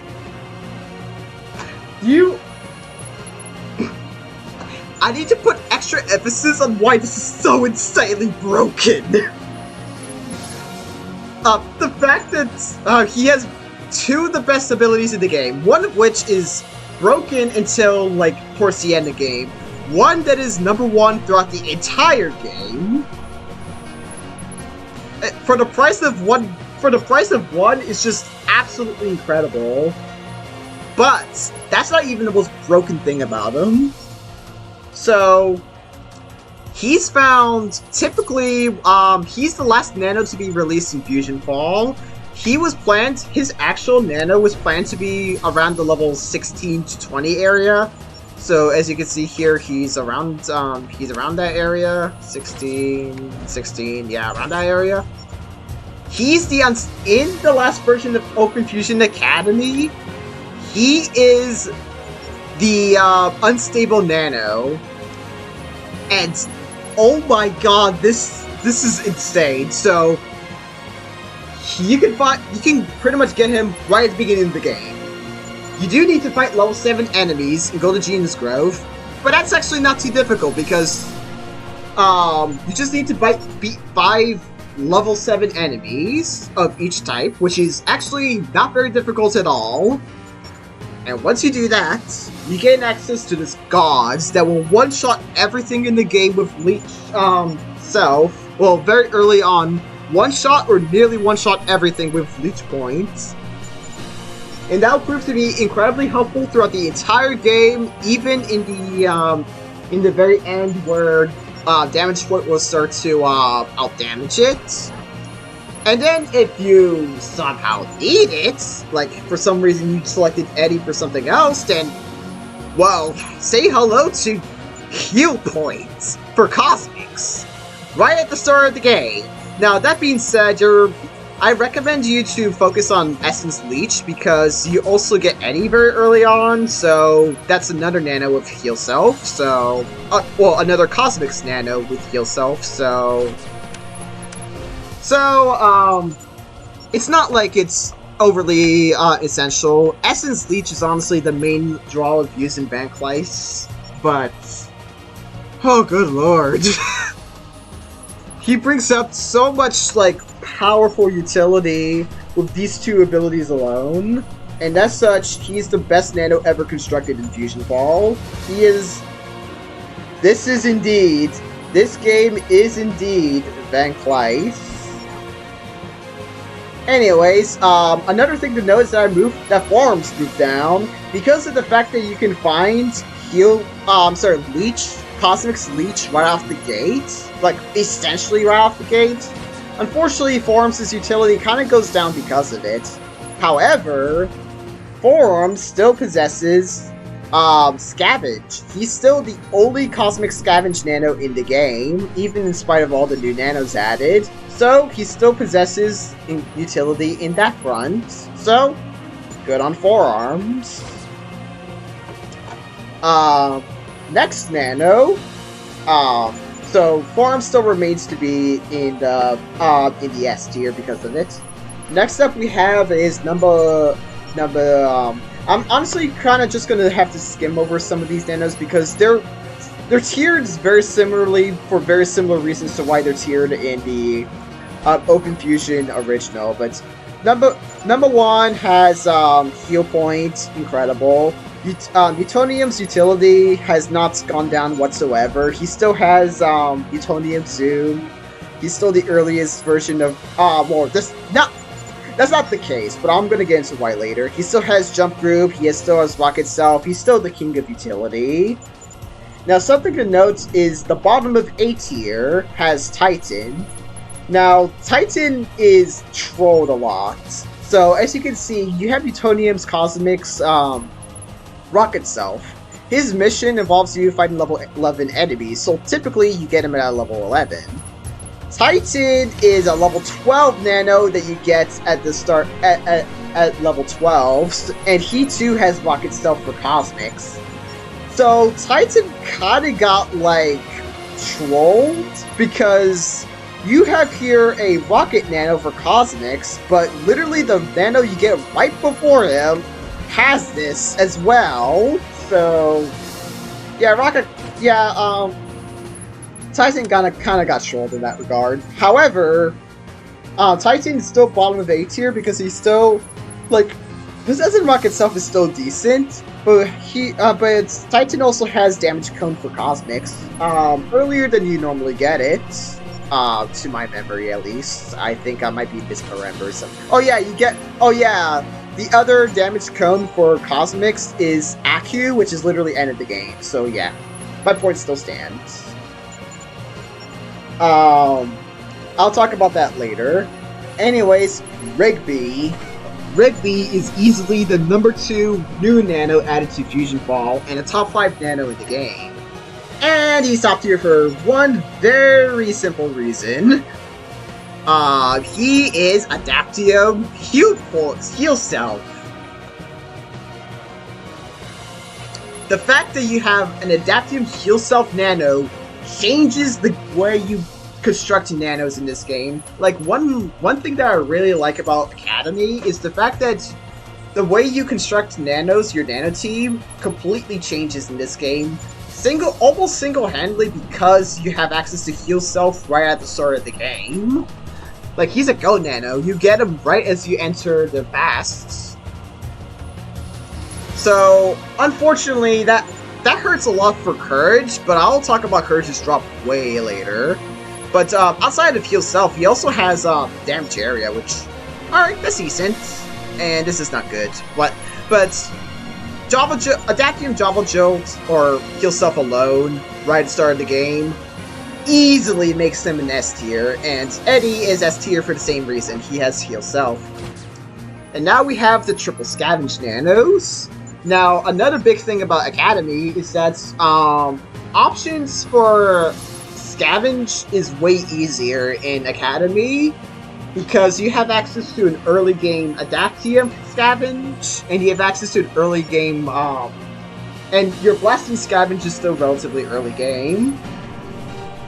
So let's first talk about Chowder, because Chowder is the most straightforward. His only useful ability is Scavenge. Not, as I said, bad, and it's not good, not unusable, but not great, and just like not worth using when you have this Spit Take. Chowder is a level 5. Chowder involves dealing with level 5 enemies, so you get him like really early on. And yeah, you use him throughout the entire game. Now, unfortunately, his useful, similarly to Buttercup in OG Fusionfall, his usefulness just drops off a cliff once you reach level 36. And frankly, he's even more useless than level 36 Buttercup in Original, because his other two abilities are borderline useless. So yeah, Chowder is going to have Scavenge at all times, but it's so incredibly good, and the fact that you get him so early on is very good. Very good. And the fact that he's Adaptium. Keep this in mind for later. I already talked about why Forums is very good. The utility of Cosmic Scavenge has not gone down at all. He still remains to be the only one in the game. And if you, for some reason, have, like, Nanite Regeneration for Van Kleist, then overpowered Leech Point is still a viable option. But now we have Cheese. Oh boy, Cheese. Cheese is one of the most unique Nanos in the game. So as you can see, I placed him as the best of the 3. He too has Scavenge, and technically you don't get him as early as you get with Buttercup with the other builds in the game, because, well, she's the first Nano in the game. But it's still very early enough. So you have Blasting Scavenge throughout most of the game. That's pretty good. However, once you reach level 36, you switch over to his heal group ability, and I already alluded to this all the way back then. There's a special thing about Cheese's heal group ability. Let's get Grim and Numbuh 3 here. So when I use Grim's ability, keep a close watch at Cheese's heal group ability. Look at the recharge. It recharges twice as quick. Cheese's this is an OG game bug. This happened 10 years ago as well. Cheese's heal group is incorrectly just way faster than any other heal Nano in the game. So you just get access to this constant healing. So fast, in fact, that's, as a matter of fact, it's so fast that, as you can probably barely hear because there's so much other noises going on, his dialogue is starting to, like, loop again. Like, it's interrupting itself. That's how fast his ability is. And, yeah, Jesus, hilariously enough, despite not being a heal self ability, one of the best healing Nanos in the game because of this bug, and thus is a worthy consideration on all teams. Now moving on to A tier, so Numbuh 5 and Jennifer Lee are there for the same reason, Leech points. Now we have Gumball. Gumball is another area of extreme power creep. So, you have Adaptium damage point off the gate, which is incredible. But you also have Adaptium Rocket Self, which is also stupidly incredible. He's the earliest form of Rocket in the game. Oh, and he has Jump Group as well. All 3 of his abilities are incredible. Less so Jump Group, but the other 2, incredible. You get him right at the start of the game. He's a Code Nano. And he's Adaptium Rocket, which is way earlier than Dexter. Oh boy, poor Dexter. I'll talk about him later. But yeah, Gumball, incredibly versatile. One of the best support nanos in the game. As a matter of fact, once upon a time, I put him at the same league as Utonium, but... Actually, wait. I should've. Okay, I made a mistake in this tier list. Gumball is definitely S tier. What am I saying? Just the fact that he has Rocket Self, Jump Group, yeah, he is S tier. I'm going to make note of that right now. But anyways, next up is Ice King. Now, Ice King is also an incredibly simple nano.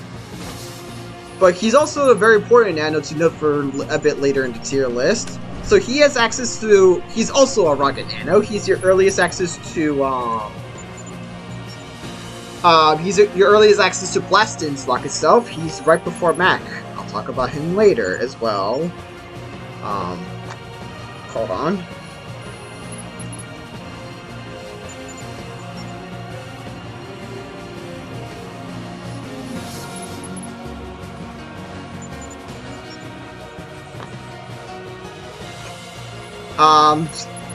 Here's the thing about Ice King.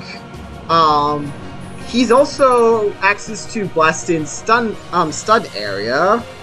This is your earliest form of stun area for Blastins. Normally in the game, hold on a sec, I actually want to do this. On the spot improvising. Gumball is S tier above Utonium. Anyways, back to this. I honestly should have... I'll pause the recording for that. Anyways, as you can see in the tier list, your other early form of stun area is Mandark. So that's another avenue of mid-game stun area for Blastins, but most of the time you're just gonna select Rocket for Ice King. Or a thing you can probably do is select Ice Bolts for Ice King, Retro Thrusters for Mandark, so you ultimately can get Phasey Rocket ability on Mac, because that's his only useful ability. So that's an avenue that you can do, but probably the only avenue that you can make probably make Mac useful in Academy. Yeah, I'll talk more about that later. But having access to your earliest access to Blastin's Rocket is still just like very strong, and Ice King deservingly belongs at A tier, alongside having access to stun area as well. Next up, we have Finn. Finn is your first nano in the game. He's your earliest access to damage points for Blastins, and damage point in general. So, incredibly consistent damage across the board.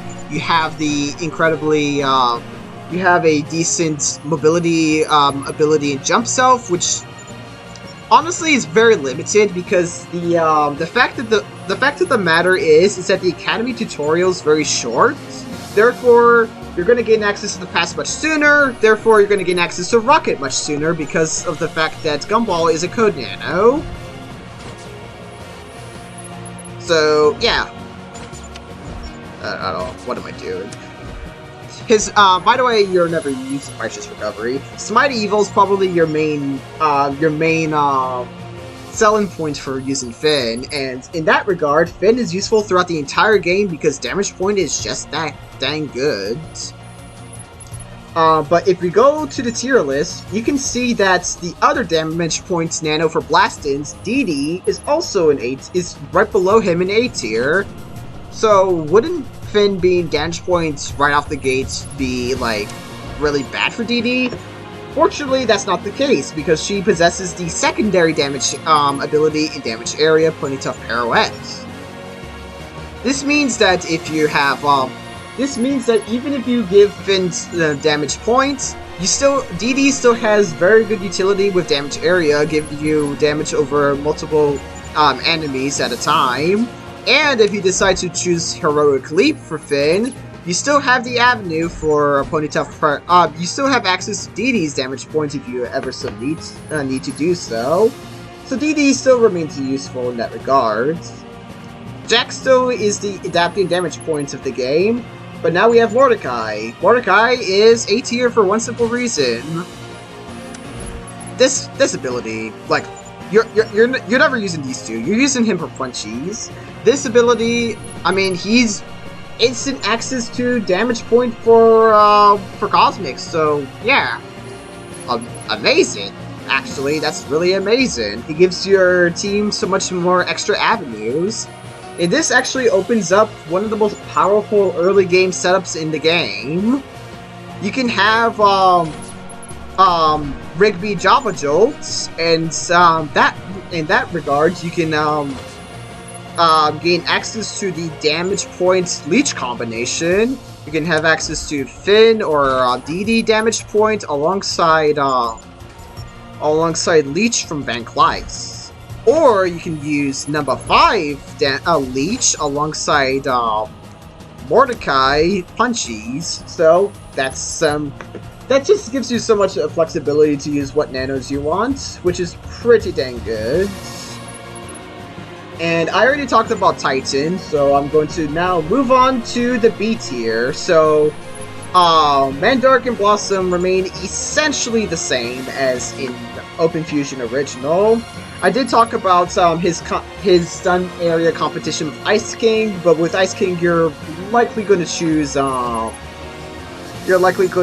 with Rocket. But even if he does so, you still have Retro Thrusters, so you still have access to his jump group ability right here. So that's still some usefulness. But now we have Johnny Bravo. Johnny Bravo is your Adaptium.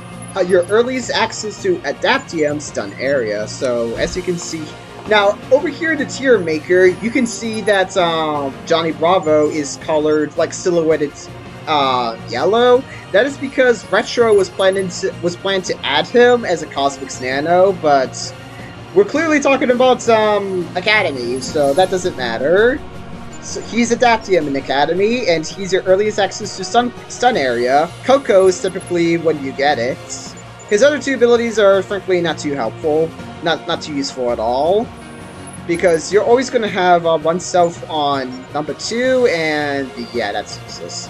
So yeah, stun area goes alongside Mandark and Blossom, and still just generally useful. You probably saw me earlier in the video. I used Johnny Bravo against Tootie, and yeah, that's what it did. Stun area is still pretty good, and all that jazz. All right, next up we have. Honestly, I think looking at it again, I think Demongo probably deserves to go down, but it's not too big of a deal. They're still like generally similar power levels. Swampfire is still quite... Oh wait, no, never mind. He definitely deserves to be up here, because in comparison to Humongosaur, Demongo is found way earlier in the game, so you get way more mileage off of using him. Alright. Whew! That was a close call for yours truly. Anyways, moving on, we have Amphibian, Eduardo, and him. So these are the 3 damage areas of the Academy builds. Amphibian is your earliest access to Cosmics damage area in Academy. You get him way earlier than you get Numbuh Four. Yeah, Numbuh Four is like towards the end of the game. Amphibian is your damage area for Cosmics. And you have Sleep Cone, and you have Guard. Now, despite all 3 of these nanos being in a lower tier than Eduardo is in Original, these 3 nanos are generally far more useful in Academy, simply because they're just more world bosses. And the fact that Dondoom and Badmax are also found in the past means that it gives you like 2 extra world bosses to worry about, and to give extra utility. I put Amphibian slightly above Eduardo because you find Amphibian slightly before Eduardo, but generally they're about the same. Amphibian, his other two abilities are not useful, or not very useful, so you're using him purely for drain area. That is very unfortunate for Numbuh Four, but we'll get to him eventually. So, yep, those are the triple drain areas. Next up we have Jake. Now Jake is a very unfortunate Nano because he's kind of like, he's also like utility incarnate, but he's also like, you find abilities of him way earlier than you typically do. So Jake has Jump Group, which unfortunately he has Jump Group and Rocket Stealth for Adaptium. Unfortunately, you find both of those already on Gumball, so yeah, that's really unfortunate, but if you choose one of them for Gumball, you can choose the other for Jake, so cool, but Jump Group is not nearly as good as Rockets, which is why Jake is that much lower down in the tier list, and also this is not very good, yeah.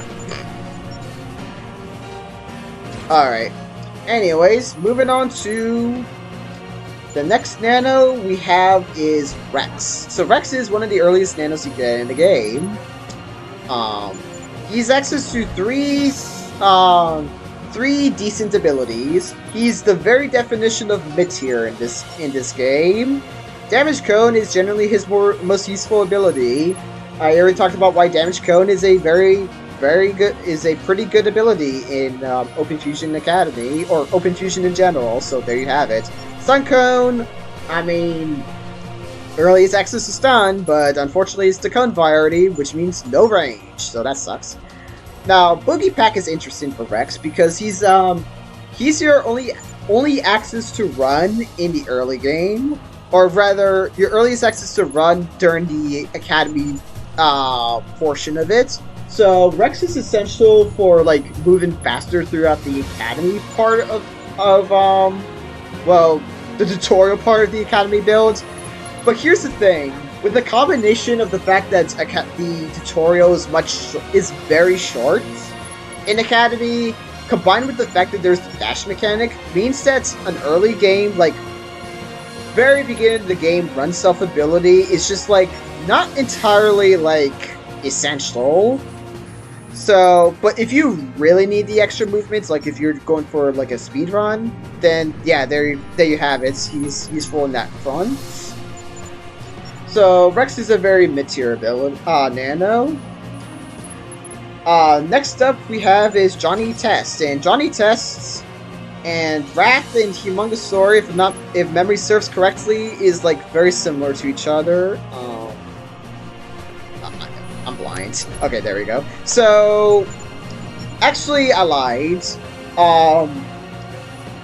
Johnny Test is actually very similar to Rex. Same two of Stun Cone and Damage Cone, and he also has access to Jump Self, which, okay, that's okay. At this point, you already have access to Rockets, so it's not like the most helpful of all time. But something you probably noticed is that you have two Stun Cone, Damage Cone Nanos right next to each other. Why is Accu all the way down in C tier? And simple reason, he's at the very end of the game, and by at the very end of the game in something like the Academy builds, you're super outclassed now. Like, the power creep is so big, so many useful Nanos, that Accu, it becomes especially harder to justify ever using Accu in Academy, because of how late he is in the game. So despite the fact that he has very similar utility to Rex and Johnny Test, he's still in C tier because you just find him way too late for him to ever be useful. Anyways, next up we have, actually, hold on.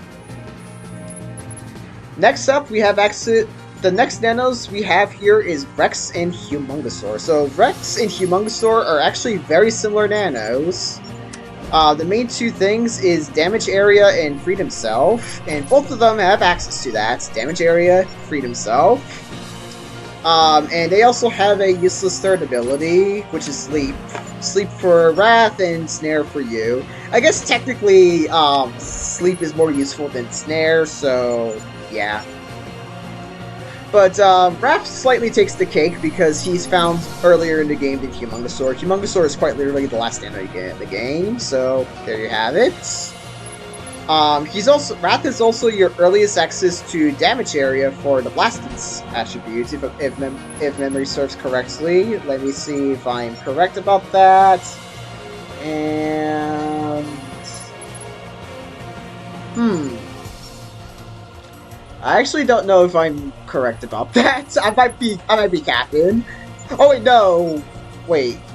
Oh wait, no, I'm stupid. That's actually Dee Dee. So Dee Dee has access to damage areas, so a lot of the time you're actually going to choose Freedom for Rath, but that's perfectly fine because you still need a Freedom Nano for potentially Lord Fuse. But if you don't have damage area for Dee Dee, then Rath is a viable alternative.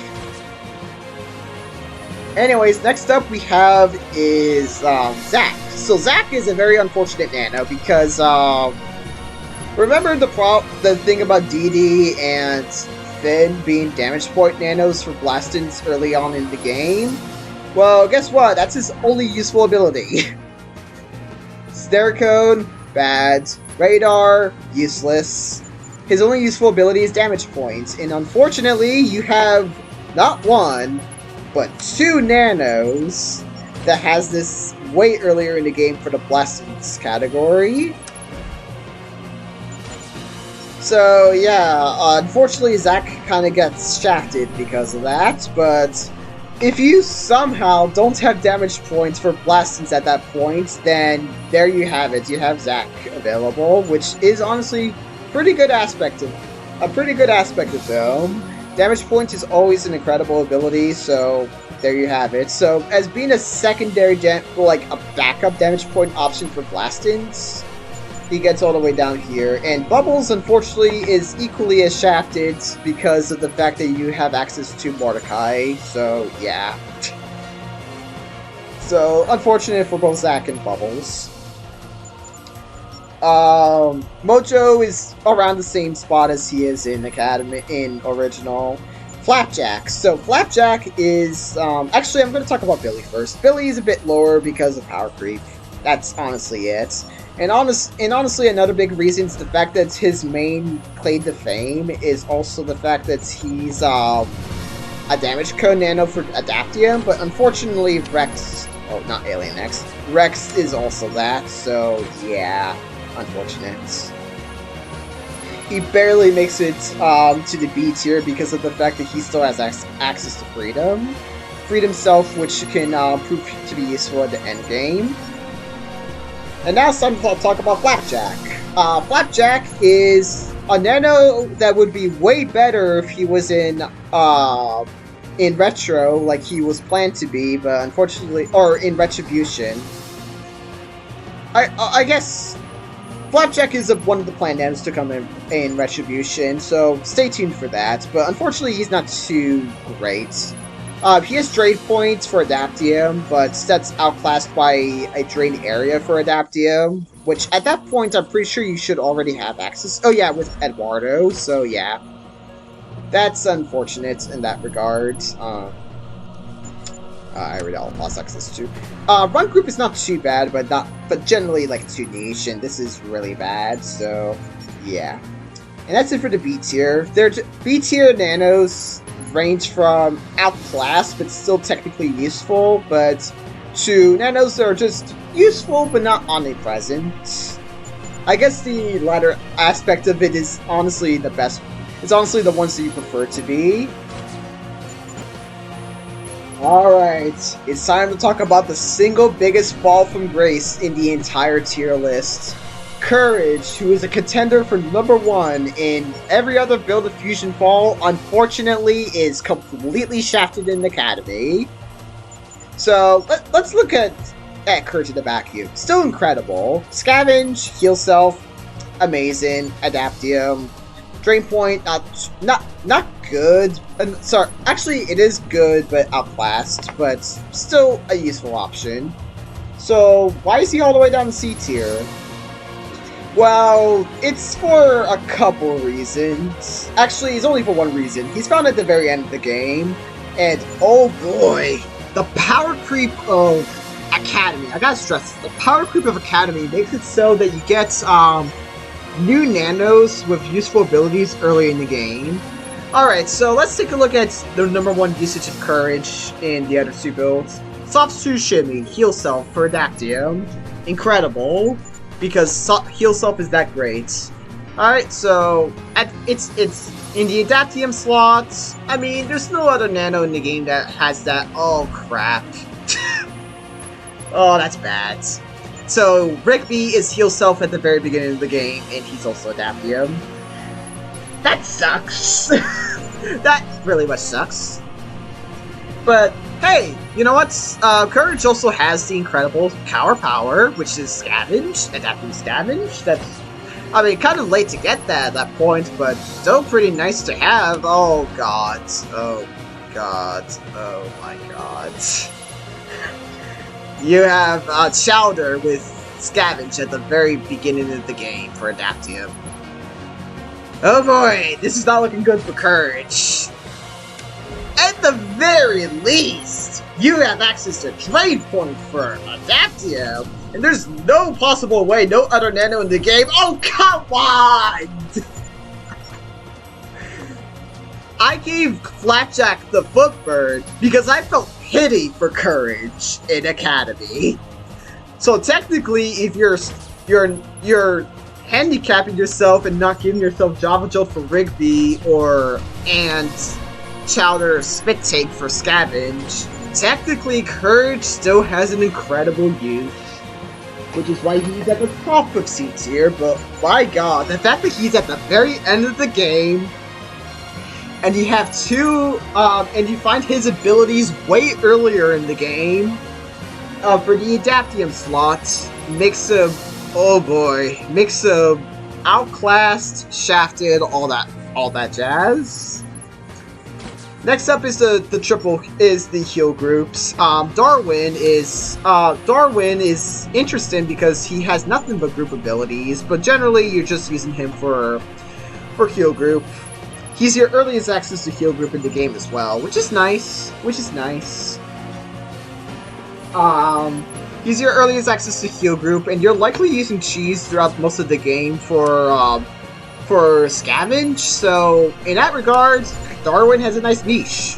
But once you get to level 36 and you switch cheese's ability to heal, then Darwin just becomes obsolete. You can also technically get Hide. He's your earliest access to the sneak ability, so you can right off the gate use him to get to the higher level areas, but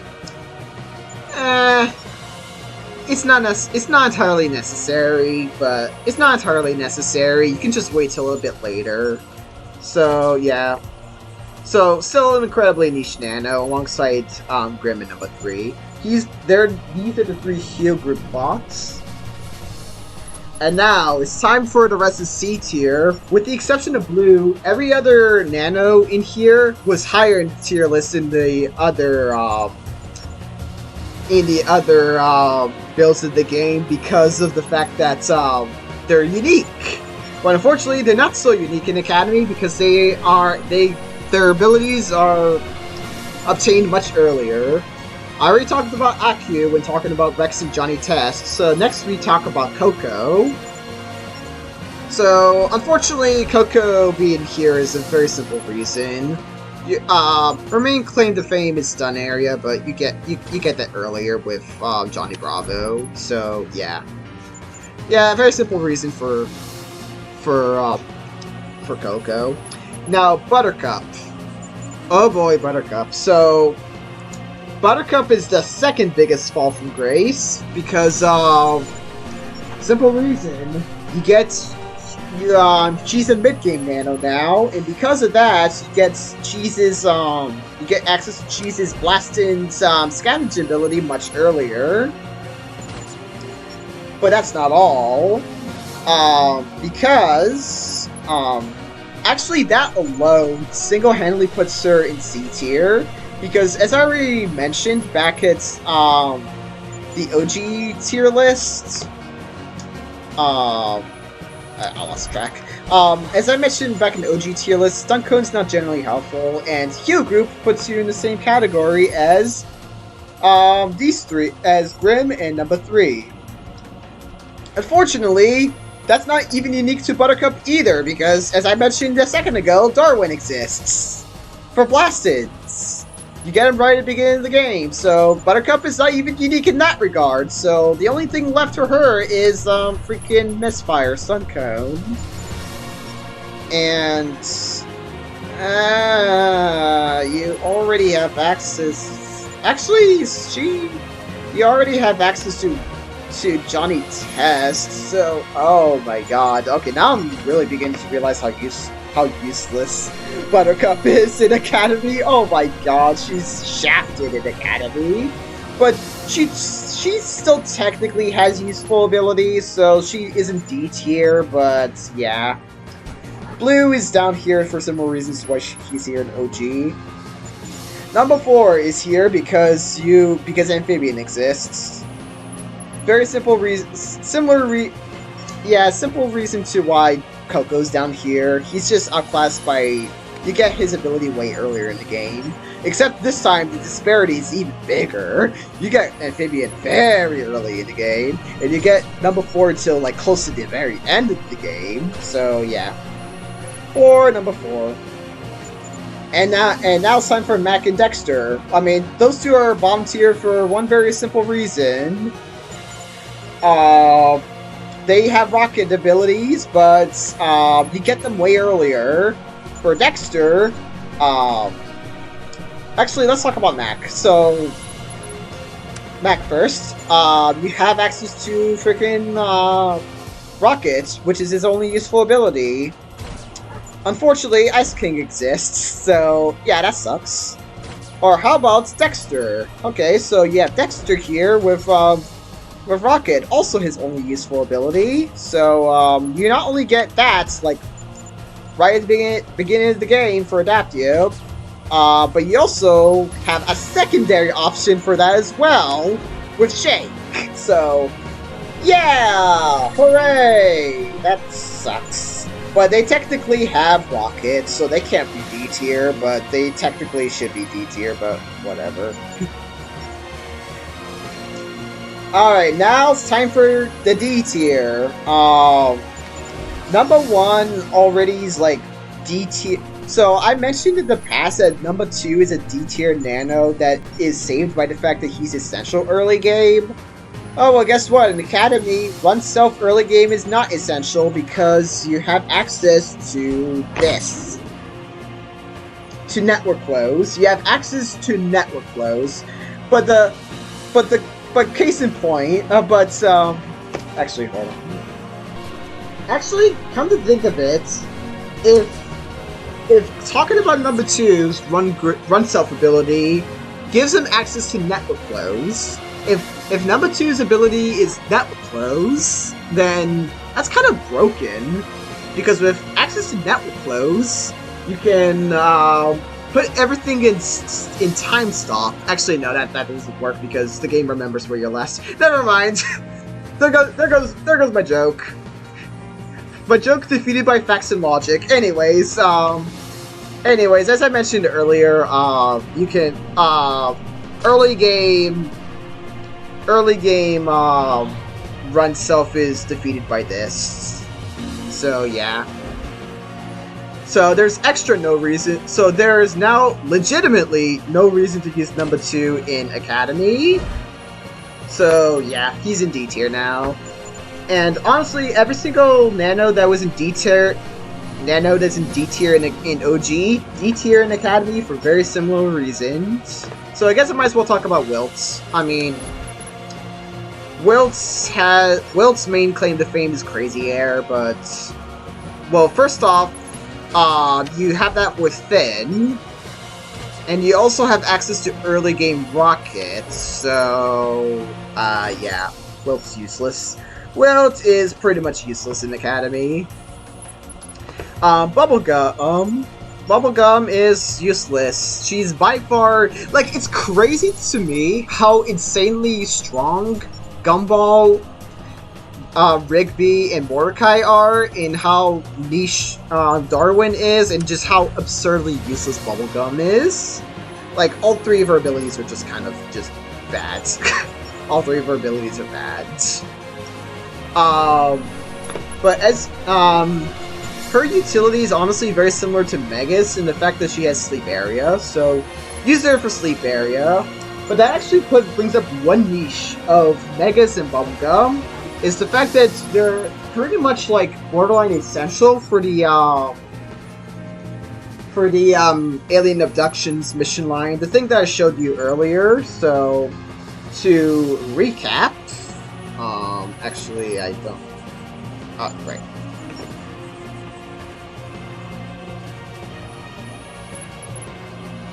So to give you all a bit of a recap of what I'm talking about,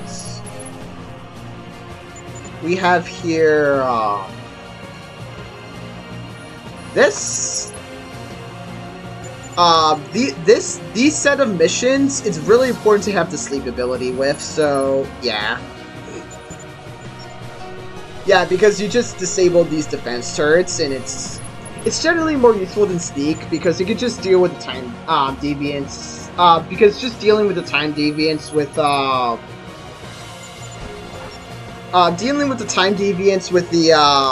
just your normal attacks is generally more consistent overall, in my opinion. So yeah, that's the main utility of sleep.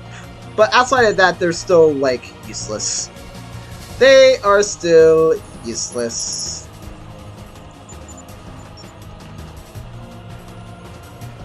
Wait, why is wait, what? Oh, I'm stupid. Okay. Oh wait, I just realized I brought up the wrong tier list. That's hilarious. Anyways, finally to note, we have Alien X. Alien X is the worst new Nano in the game by far, and you only use him because he's essential. He has access to heal self area, which is he's your only heal option for Academy, but you're in like the Academy tutorial for such a little time. Excuse me, for such a little time that it's honestly not that much of a factor in the tier list. And once you leave Academy, then that's it. He's just garbage. You gain access to heal points immediately. His other two abilities are bottom tier garbage. Self area is by far the worst of the three heals, and generally just a not so good ability because of the fact that it's inferior, like so cripplingly inferior. You gain access to heal points immediately, and yeah. And that's it. That's the tier list for Academy. So, outside of Gumball being S tier, I honestly, in retrospect, should move Utonium below Eddie and then put Gumball above him. But still, Utonium's actually honestly a little bit higher than he probably should be. But he's still like the king of utility alongside Gumball, and should deserve to be an S tier because of it. So, now with that, it's time to talk about Retrobution. Now, the thing is about the OG game is that this is a tier list that's pretty much never going to change, because it's just going to be a constant all throughout time. But now, it's time for Retrobution, and we're going to be talking about the game's powers. Also, moral of the story of Academy is, in the end, we are Van Kleis.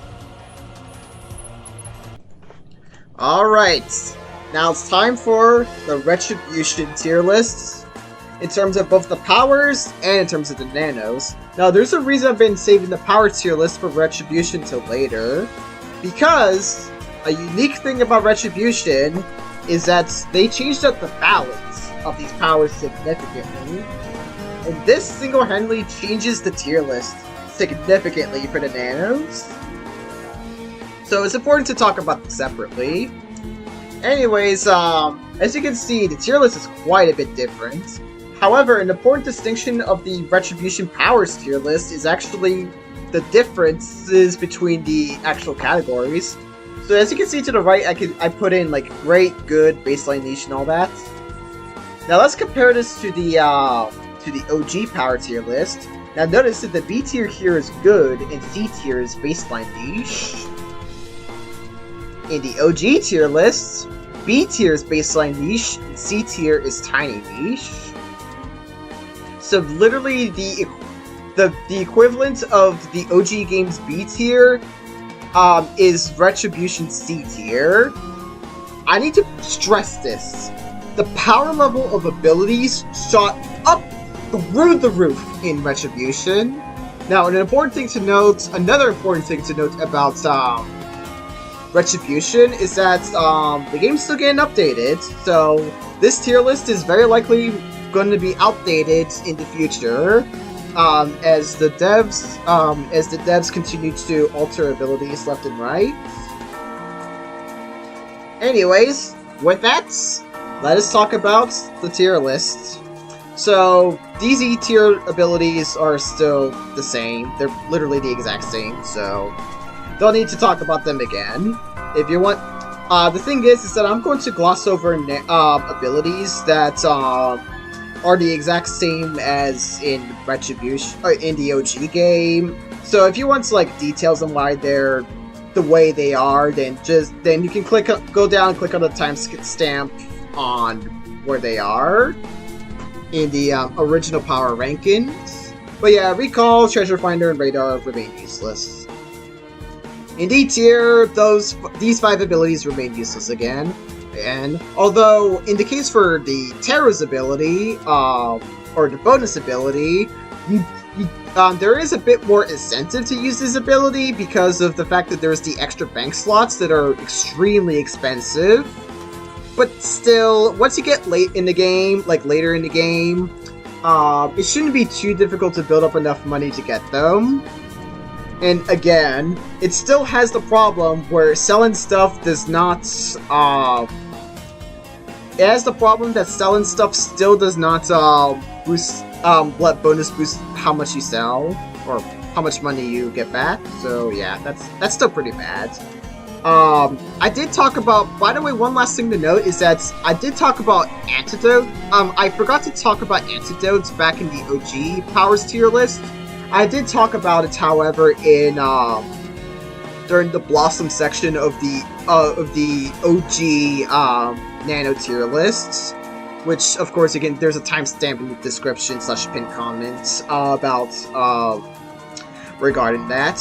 But one thing to note is that in Retrobution they did technically buff Antidote.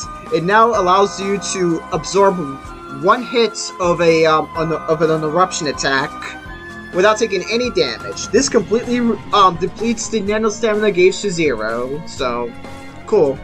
Unfortunately, this application is useless because the moment you see a corruption attack, you can just, or an eruption attack, you can just like move a little bit to the right or to the left or anywhere and you easily dodge it.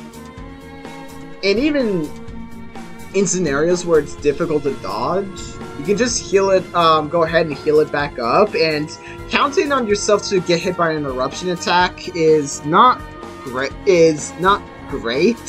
You shouldn't build your team around that, so yeah, Antidote remains useless, unfortunately. Now, something interesting to note is that Sneak is in the bottom of C tier, despite the fact that the ability is the exact same. Sneak is an interesting ability in the fact that you still technically, in the fact that the ability itself did not change, but everything around it did. So here's the thing, in the way they Retrobution recalculated like enemy aggro and enemy damage values, or not really enemy aggro, I think that's about the same. But the way they recalculated enemy damage values is the fact that armor is now far more significant. This means that if there's like a big level deficit between you and whatever target or whatever enemy you're dealing with, you will get bodied and you will deal no damage to them in comparison. So the end result is that Sneak has a better use for sneaking into the end game because, well, if you don't have this ability, and if you get caught, you're dead. You're pretty much just dead. Outside of that, everything else in C tier is basically the B and C tier from Retrobution, or the OG game, so nothing really more to discuss in that front. Anyways, B tier. This is where we get to what makes Retrobution a different experience. I'm going to be talking about Snare later. Let's talk about Freedom first. So Freedom got buffed. Freedom now absorbs any, well, pretty much every enemy status. I actually don't know if it blocks enemy Leech attacks, but that's literally not relevant outside of Fusion Spider Monkey, so whatever. So Freedom now blocks both enemy drain attacks and enemy stun attacks. This completely removes the big issue that Freedom had before, where the enemies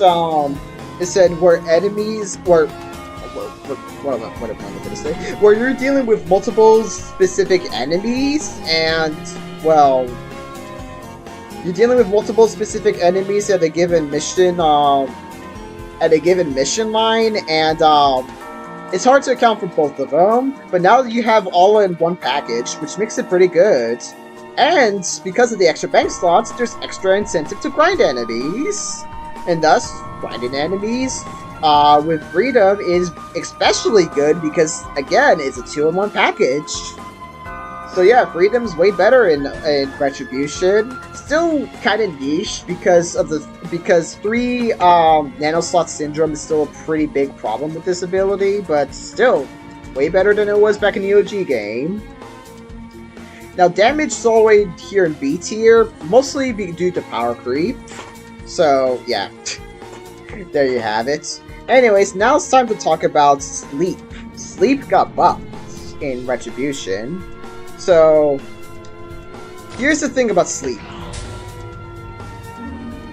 So, I'm going to attack this enemy right here. Decent damage. Now I'm going to put an enemy to sleep and then attack them. More damage. So what Sleep does is that for every weapon, with the exception of rockets, and I don't know if thrown items do as well, but I don't bother to remember. With the exception of rockets, putting an enemy to sleep ensures that your next attack when you wake them up is a critical hit, which gives Sleep offensive potential, which is something that it previously did not have before. So that's very good, and the distribution between area, cone, and self-area remains the same. It's the same idea. But, the fact that you just get that guaranteed critical hit for every weapon except rockets is very, very good. It enables other weapons, and it also enables certain strategies with melee weapons.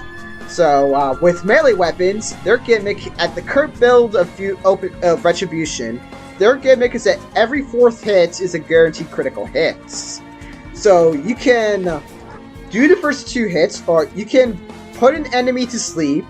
One of your melee hits will critical hit them, and your 4th melee hit is still a critical hit, which boosts its damage output significantly. So, good utility with Sleep. But the thing is that, in comparison to Stun, it's still a bit less consistent because, actually, well, first off, the reason why they're higher than damage is because that extra critical hit, a lot of the times, comes in more handy than, the damage ability. But there's an extra utility about the Sleep ability, which I'm going to get to in a second. They're slightly below Stun. And that's only because, I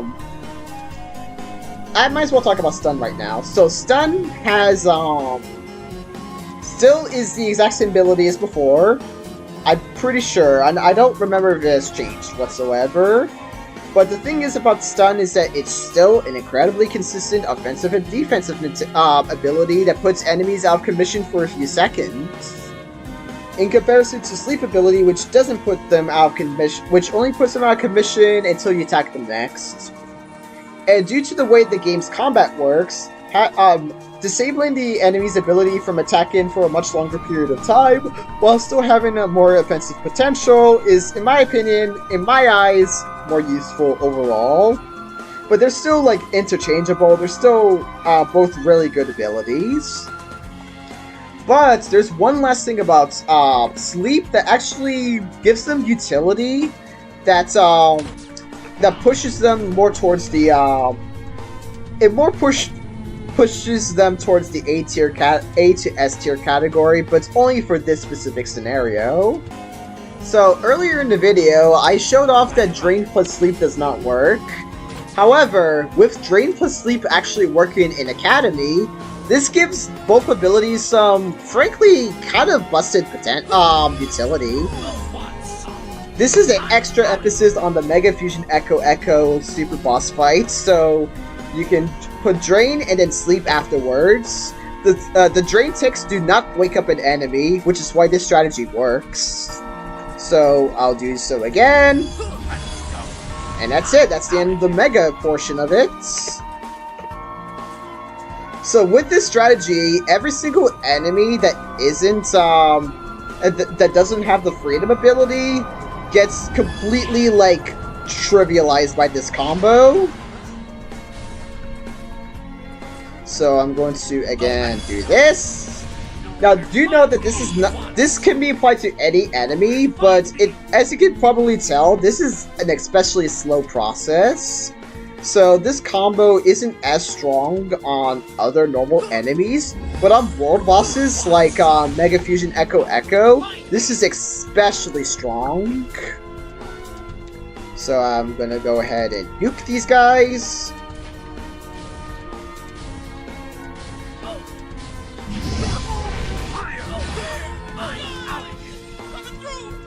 Alright. And you can probably get the general gist. You can super trivialize the Mega Fusion Echo fight with this combo alone, which in itself is more than enough to put the Sleep ability above the damage ability, which is why it is where it is in the B tier. Where it shines the most is incredibly situational, but where it shines the most, it's incredibly strong. But generally, I personally prefer some of the more offensive abilities, which is where it is in the B tier. Still, very good ability, and a huge improvement over where it was in the OG game. Alright, next on the chopping block is the A tier. So Leech is interesting. Leech has undergone quite a roller coaster in Retrobution. There was actually a time period where Leech was actually kind of useless because, the past year they have buffed it to heal a bit more. I think it actually heals a bit more in comparison to the OG game, but I might be wrong. But it's in the bottom of A tier it's mainly because of power creep. There are other, like, amazing offensive abilities in the game. Leech remains broken early on, but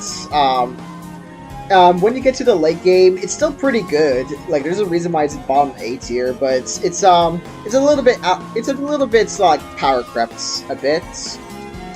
And now with that, it's time that we talk about Snare, my favorite ability in Retrobution, because oh boy, they are buffed in this build. So as you can see, target area and cone is in A tier, and self area is in B tier. In spite of everything I'm going to say about this ability, self area Snare is still kind of, like, by far the least preferred of the three. You put yourself in a position where it's like the least, like, helpful to you, because the enemies will still attack you even if they're surrounding you, so yeah. But it's not useless anymore, and I'll get into why in a second. So, the Snare ability is buffed in the fact that it now slows enemy attack speed, on top of slowing down enemy movements.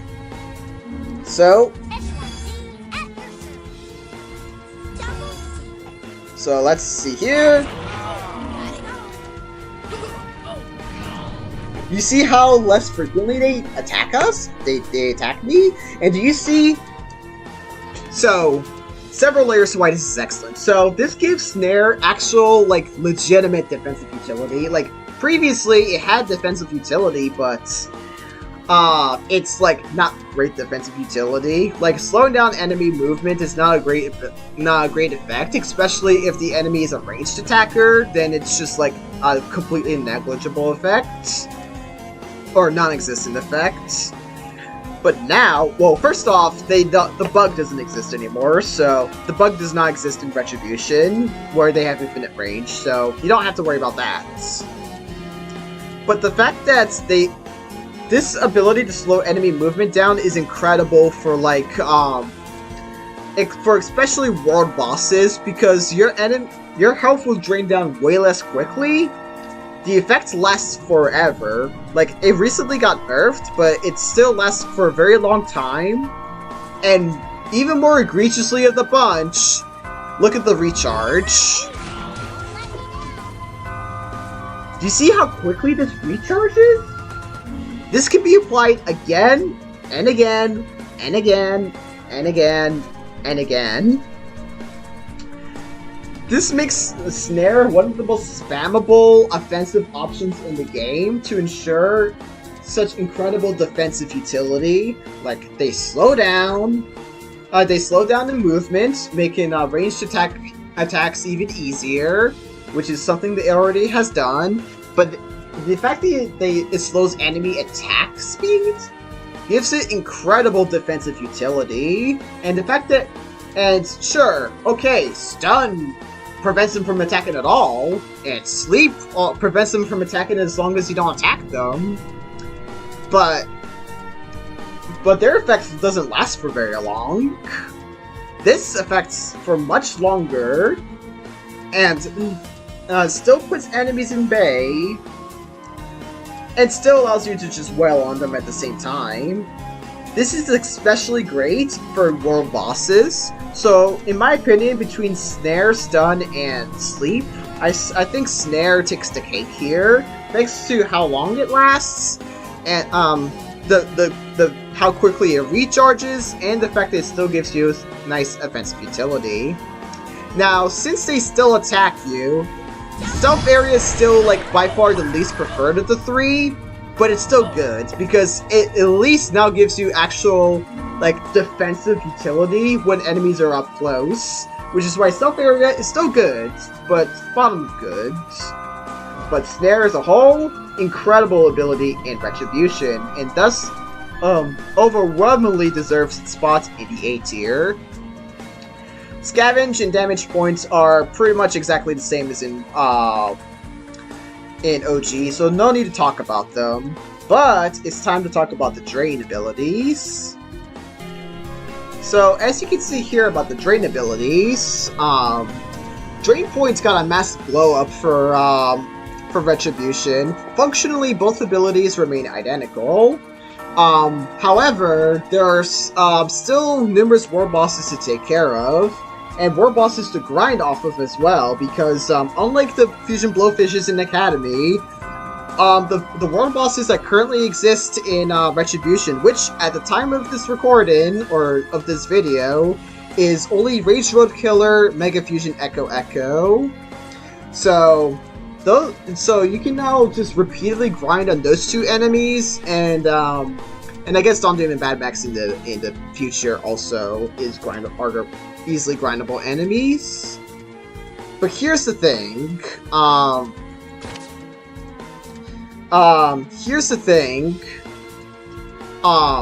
More world bosses will be added in the future, which gives you, like, long-term value for Drain as an ability, which is why Drain Area has moved up into tier list in comparison to the OG game.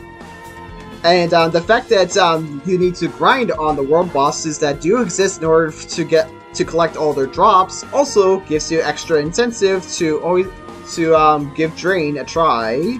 Even if I do think damage point's still the most consistent damaging ability in the game. But the big thing here is the glow up of drain points. So to demonstrate, I have Fronty over here with drain points. So let me use drain area on someone. Well, first off, drain area still has the benefits of hitting multiple targets and hitting farther away. So I'm going to use this on Great Shell Worm, and I mean they're both being used in Great Shell Worm. So dang it. Okay, well I butchered the demonstration. That's cool. All right, let's try this again. Alright, so I'm gonna cut them around. Thank God the one that isn't drained right now is... Alright, so pay attention here. Wait, what? They're like on top of each other. What the heck? Wait, what? Well, that's odd. Normally... Wait, what? One of them... Oh, they're just too bunched up together. Okay, I see what's going on. But here's the thing. Drain points now deals more damage than drain area. This was one of the most recent changes made to OpenFusion, or rather to Retrofusion. Not Retrofusion. Retrobution. Drain points now deals more damage to enemies, which I believe is the result of them extending the duration of it. But the thing is that when an enemy does a corruption attack, they don't take tick damage from drain, so that's something to keep in mind. So this shoots drain point up the tier list because of the fact that they have that damage advantage. And it's actually especially important for like Mega Fusion Echo. I demonstrated earlier the use of drain points on Mega Fusion Echo. I used only 2 drain points on Mega Fusion Echo, and it's only with points, because with area you actually need extra damage in order for it to be at 2 shots consistently. So yeah, drain point shoots up the tier list, and drain in general very good in Retrobution, very strong. Now, Heal Point and Rocket are S tier for the same reason as it is in the OG game. They will never go out of style. But now it's time to talk about Guard, which is an entirely different beast in Retrobution. Alright, now to talk about Guard. So, you can see these enemies over here. So, take a look at the rate of enemies attacking me. Look at the rate of my damage decreasing. Alright, now keep that in mind. Keep that in mind. I will now will heal up for a second. Bring up Mojo Jojo. And just attack them. Now take a look at the health decrease. You see how little is happening?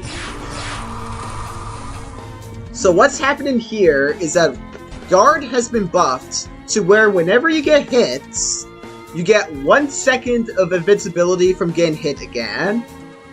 This is usually not super impactful for single target fights, but for multi-target fights, for multi-target enemies, this is incredibly strong. Like, borderline broken levels of strong. When Dark Horntail comes back, you can ensure that Guard is an automatic include on everyone's team. But another, so incredible utility in that regard. If you're fighting multiple enemies, then you're taking less damage on average.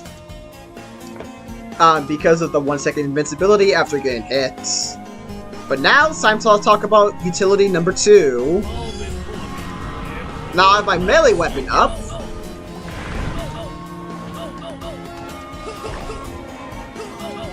Do you see how little this is doing? So as long as you have a melee weapon out, Guard also gives you a 20% defense buff. So on top of the normal effect of giving you 1 second invincibility upon getting hits, you also get a damage reduction with the melee weapons. In other words, whenever you're doing a melee-focused build in Retrobution, which is way more viable, by the way, in this than it is in the OG game, because of the guaranteed critical hit on the 4th swing buff that it got. Because of that, Guard is pretty much a must-have ability on all melee weapon users. And even in general, it's still an incredible, like, defensive ability for dealing with multi-enemy targets. Now, the reason why it's not, like, the most useful against single-target enemies is because enemies rarely attack, like, faster than a second. So by the time they use their second auto-attack, the 1 second invincibility is already up. But that's fine. Still, incredible ability in Retrobution, and something that I definitely overlooked when I initially played this game. Alright, we talked about how abilities have changed in Retrobution, and as you can see, the power level of abilities have gone way up since OG. But how does that reflect the Nanos, you might ask? Turns out, the whole list changes. The entire game changes because of these the changes to Nano powers. An entirely whole new list is formed as a result. And do note that similarly to the power items tier list, this is also a list that will change easily as abilities get updated over time. So similarly to the OG Nanos tier list, I'm actually going to start from the beginning and or rather start from the bottom and then work our way up top. Now, unfortunately for both Mandy and Vilgax, both of their ability sets do not get any better. Like, their run, radar, and recall are the same as in Retrobution. It's the same as the OG game, so...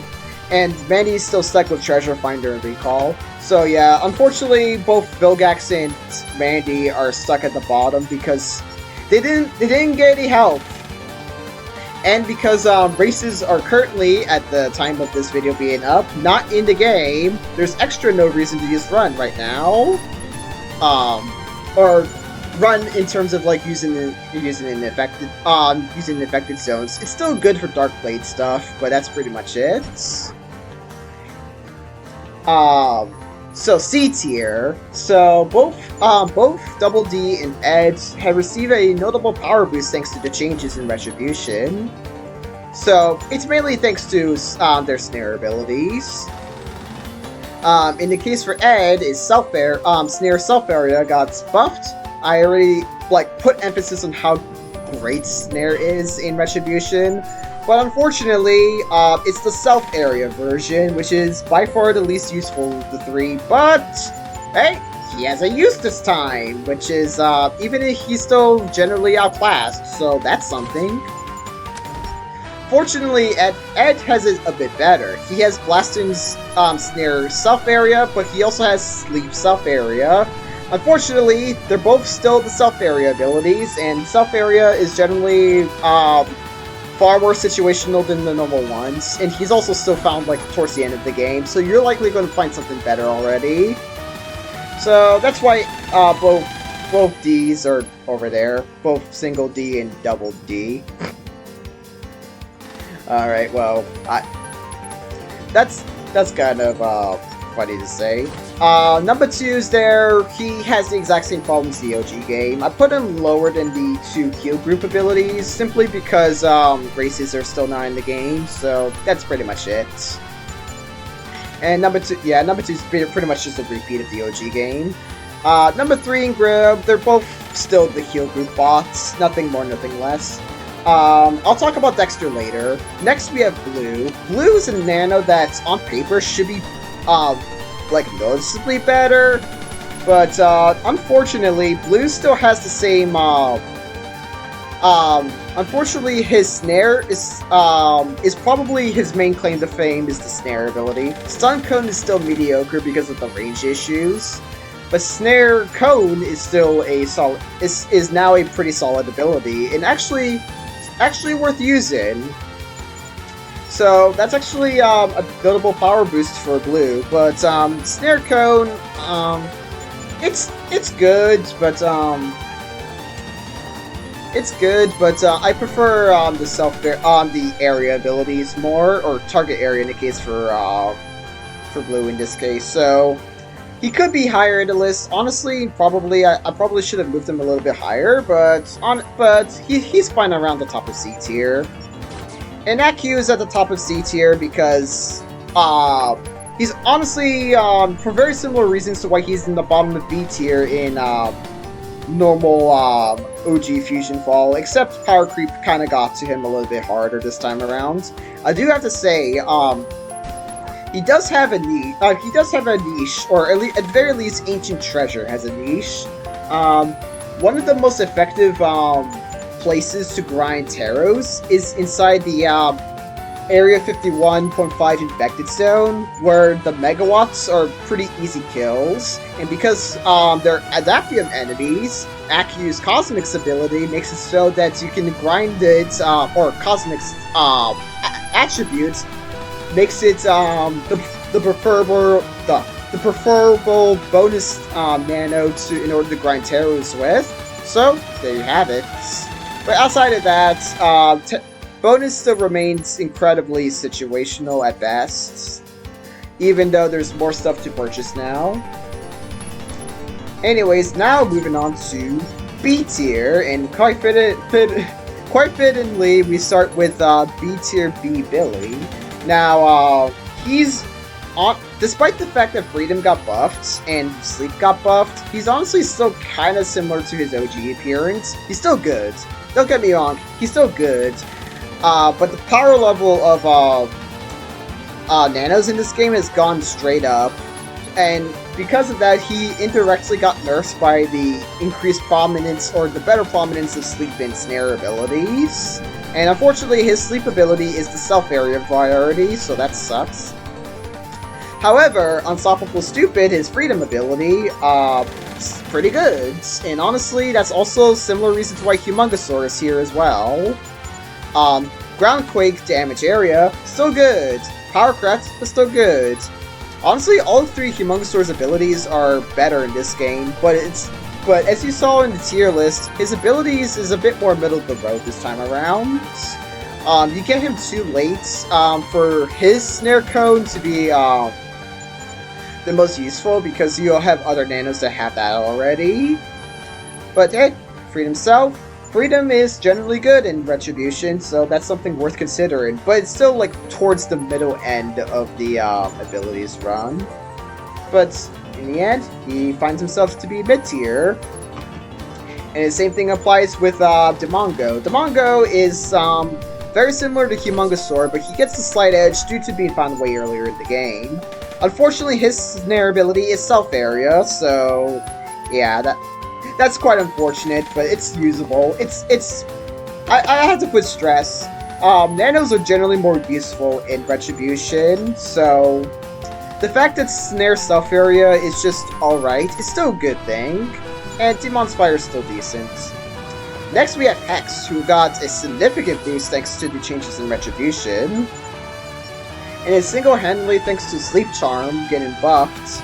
Hex is one of the, his other two abilities are still frankly not that good, but Sleep Charm is, oh well, actually Recall Group is really bad. Sleep Area is really good in Retribution, so the fact that he has that for Blastins is generally pretty good. Thanks to this alone, Hex finds himself in the mid-tier this time around, so very big glow up for Hex. Hold on, I actually fixed this up, alright. And similarly, Swampfire and Megas received a huge power boost in Retribution. Both of them possess two sneak their sneak abilities for Swampfire and Megas is more useful this time around, and their sleep abilities are also much more useful this time around. They both possess Sleep Area and Sleep Cone, and Megas takes the slight lead due to being found earlier in the game, but Swampfire takes a significant power boost because of this. Both of them honestly do. Honestly, when it comes to this list, excuse me, Hex, Swampfire, and Megas are honestly just the sleep area trio. Just very effective, very consistent overall. Next up, we have Dee Dee. Now, Dee Dee is down here due to the presence of a different Nano, but Dee Dee can easily move up the list in the future. But she's still good. She's a little bit power crept this time around, which is funny to say because Dee Dee was A tier in the Academy tier list. But still, you have Ponyta Pirouette. Now, damage area is unfortunately a bit power crept in Retrobution, which is the main reason why she's in B tier. Actually, no, that's one of the big reasons why she's in B tier, but the other big reason why is because there's another Blastin's damage points Nano that's in the game right now that's found even earlier than Dee Dee, but we'll get to that soon. But still, Ponyta Pirouette, very good, and if you're not using that damage point ability with the other Blastin's Nano, which, okay, spoiler alert, it's been, then, it's still available for you to use. Dee Dee that's still pretty good, and honestly, will be better depending on what will happen with Finn in the future. Next up, we have Mandark and Blossom. So they're both the king of the B tier, as per usual. Now this time around, I gave the slight edge to Blossom this time around. Typically, it's Mandark who is. But Blossom received a pretty significant boost thanks to the buffing of Freedom Group. Freedom Group, now blocking all statuses, is pretty dang good. And the fact that she's this early in the game is also just like nice assurance. But don't get that mistaken. Ice Breath stun area is still very good ability. So Blossom and Mandark still find themselves at top B tier. Next up, we have the Drain Area Trio. Numbuh Four, him, and Eduardo. So Eduardo is once again the most useful of the three because he's the only Nano you can use. He's the only Drain Nano you can use in the future to fight against Doom and Bad Max. But the pure utility of Drain Area is at its all-time high in Retrobution. Arguably even more so than in Academy. So all three of them find themselves at the bottom of A tier. They provide the drain area to the party, or to your team rather. Now next up is a Nano that used to be C tier until the most recent update, and that is Runty. So Runty's abilities is on paper okay. Sneak is straight up useless by the time you get him. Runty is quite literally the last Nano you get in the game. He can only be obtained as the last Nano, so this is useless because you have nothing to sneak by anymore. Snare target area. By the time you target area, I mean this ability is good. Don't get me wrong, this ability is still pretty good, but again, actually no. This ability is really good. What am I saying? For some reason, I thought he has self-area. Fusion Falter and Heroic Sacrifice are the two big reasons to use Runty, and they're both pretty good on him. You get Snare's target area way earlier in the game, but the fact that that's available is pretty dang good for Runty. But the main reason why he's in A tier is thanks to the recent Drain Point buff. This is because Mojo, which is especially good on Runty because Mojo you're likely going to use Guard on. So the fact that you have Drain Point on Runty as an alternative Drain Point for the Blasting slot is pretty dang good. And in my opinion, he's the primary abuser of Drain Point in Retrobution. So there you have it. For these two abilities, Runty finds himself in the bottom of, at the lower end of A tier, which is very, very good. He used to be like I said C tier a second ago, but he's probably B tier because of Snare target area, but used to be noticeably worse. And if we're counting original Retro, Runty was actually pretty bad in original Retro because of the fact that I'm pretty sure Drain Points also had the OG game problem where it did the same damage as Drain Area, and Snare was useless in OG games, so yeah. And Sneak was especially useless in OG games, so yeah. So Runty, huge power level increase in Retrobution in comparison to earlier versions of Retrobution, and especially in comparison to the OG game. Next we have Samurai Jack. Same general spot he's always been. But next up I have Wilt. Wilt received a huge power boost in Retrobution, and is thanks to Snare, to the significant buff to Snare. The fact that Snare is a target, the fact that Snare does what it does in Retrobution is huge, because he's very early in the game, and he gets you two possible Snare abilities in Target Area and Cone. Typically, I would prefer Target Area, but Cone is a viable alternative, especially since it's still like the second least ranged of the Cone abilities.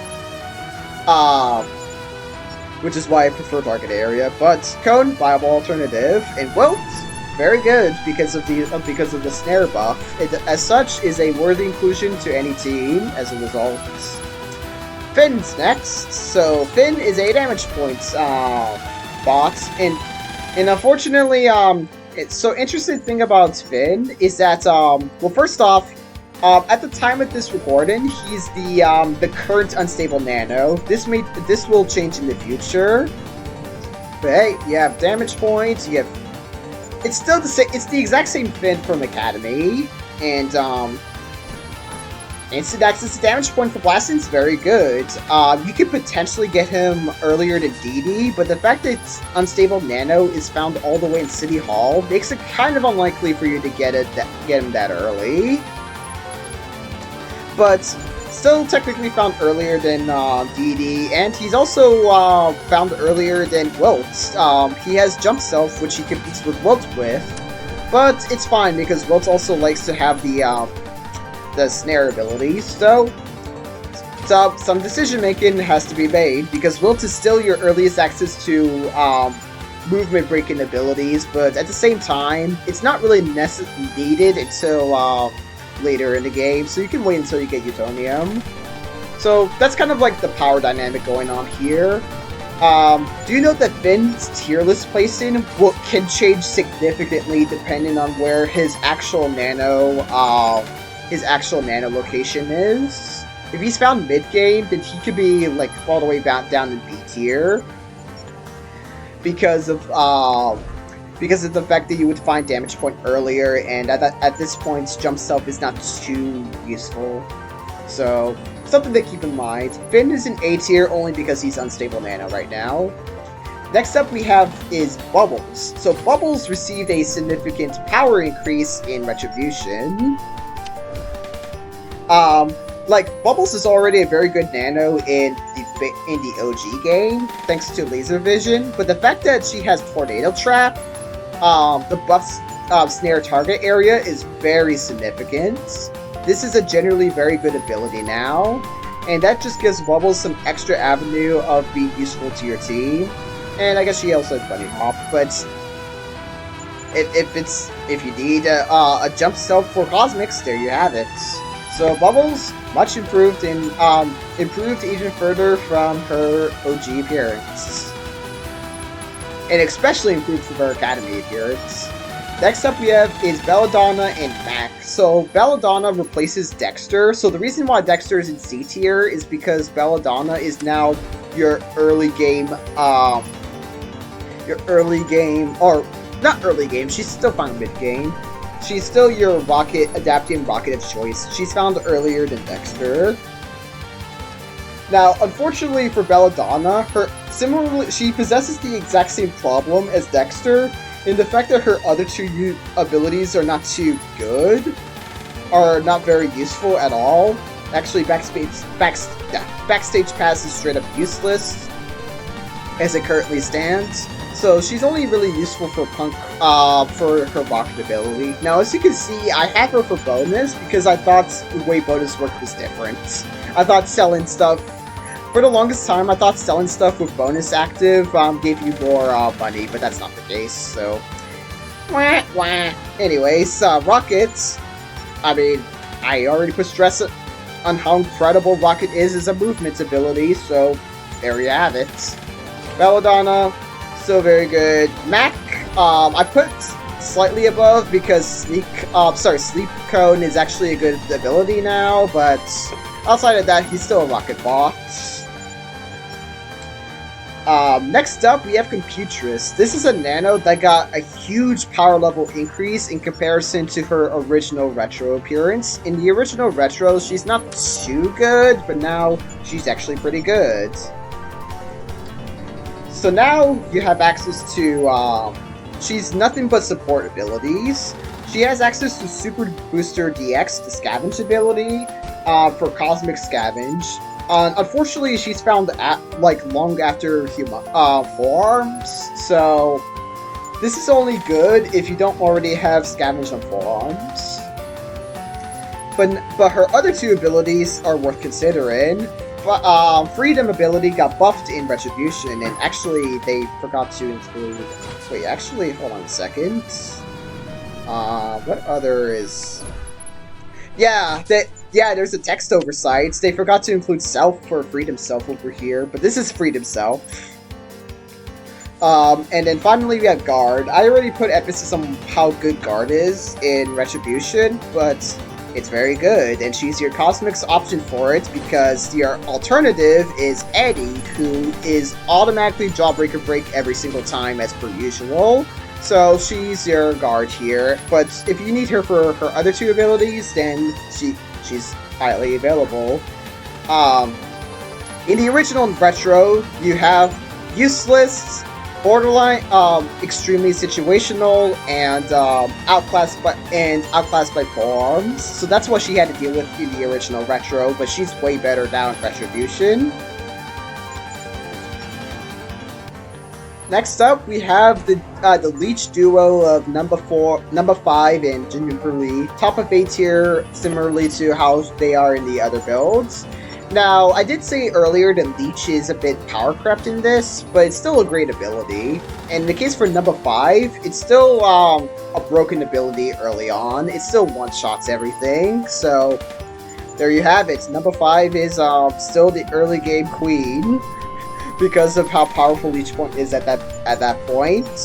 But I gave the slight edge to Juniper Lee. So, unfortunately, Juniper Lee's Leech Point is way less useful this time around because of the power creep and still having the same scaling issues. But she has Snare target area to help compensate. And she also has a jump ability, a jump stuff ability in case you want to. In other words, she still has she now has three very good abilities. This is more situational if it's needed for you, but she still has two very good abilities, one pretty solid ability, and Juniper Lee is just in general still a pretty useful Nano, even though the way they use her this time around is a bit different than you would in the OG game. In the OG game, she's nothing but a Leech Point bot, but very good Leech Point bots at that. Next up we have Coco, who typically hangs around Blossom and Mandark, but this time around, she received a significant power boost, and it's single-handedly thanks to the buffs to her other two abilities. So Stun Area still remains pretty good, but Freedom Group, very good. Support for the team, for blocking status conditions. But then you also have Guard, which is also an incredible utility ability. In other words, Coco in Retrobution is one of the best utility Nanos in the game. As a matter of fact, in my opinion, even better than Computress because of Freedom Group being slightly better than Freedom Self in my opinion, and Stun Area still being a useful ability, still a useful offensive and defensive utility offensive ability. Wow, I just jumbled up everything. Cool. Anyways, still very good. Stun Area is still very good, and thus Coco finds herself at the top of A tier. Now it's time for the S tier. So for the most part, most of these are pretty much exactly the same as it is the OG tier list. Buttercup is still your main Scavenge bots. Eddie is still your Jawbreaker break bots, although his guard ability, as you can see here, Energy Saver, is now a viable alternative ability, but you're still always clicking this. You're still always clicking that. There's no stopping that whatsoever. Next up we have and then Utonium, still the king of utility. His Drain Point ability got especially buffed this time around. And Numbuh One is still your supreme heal self ability.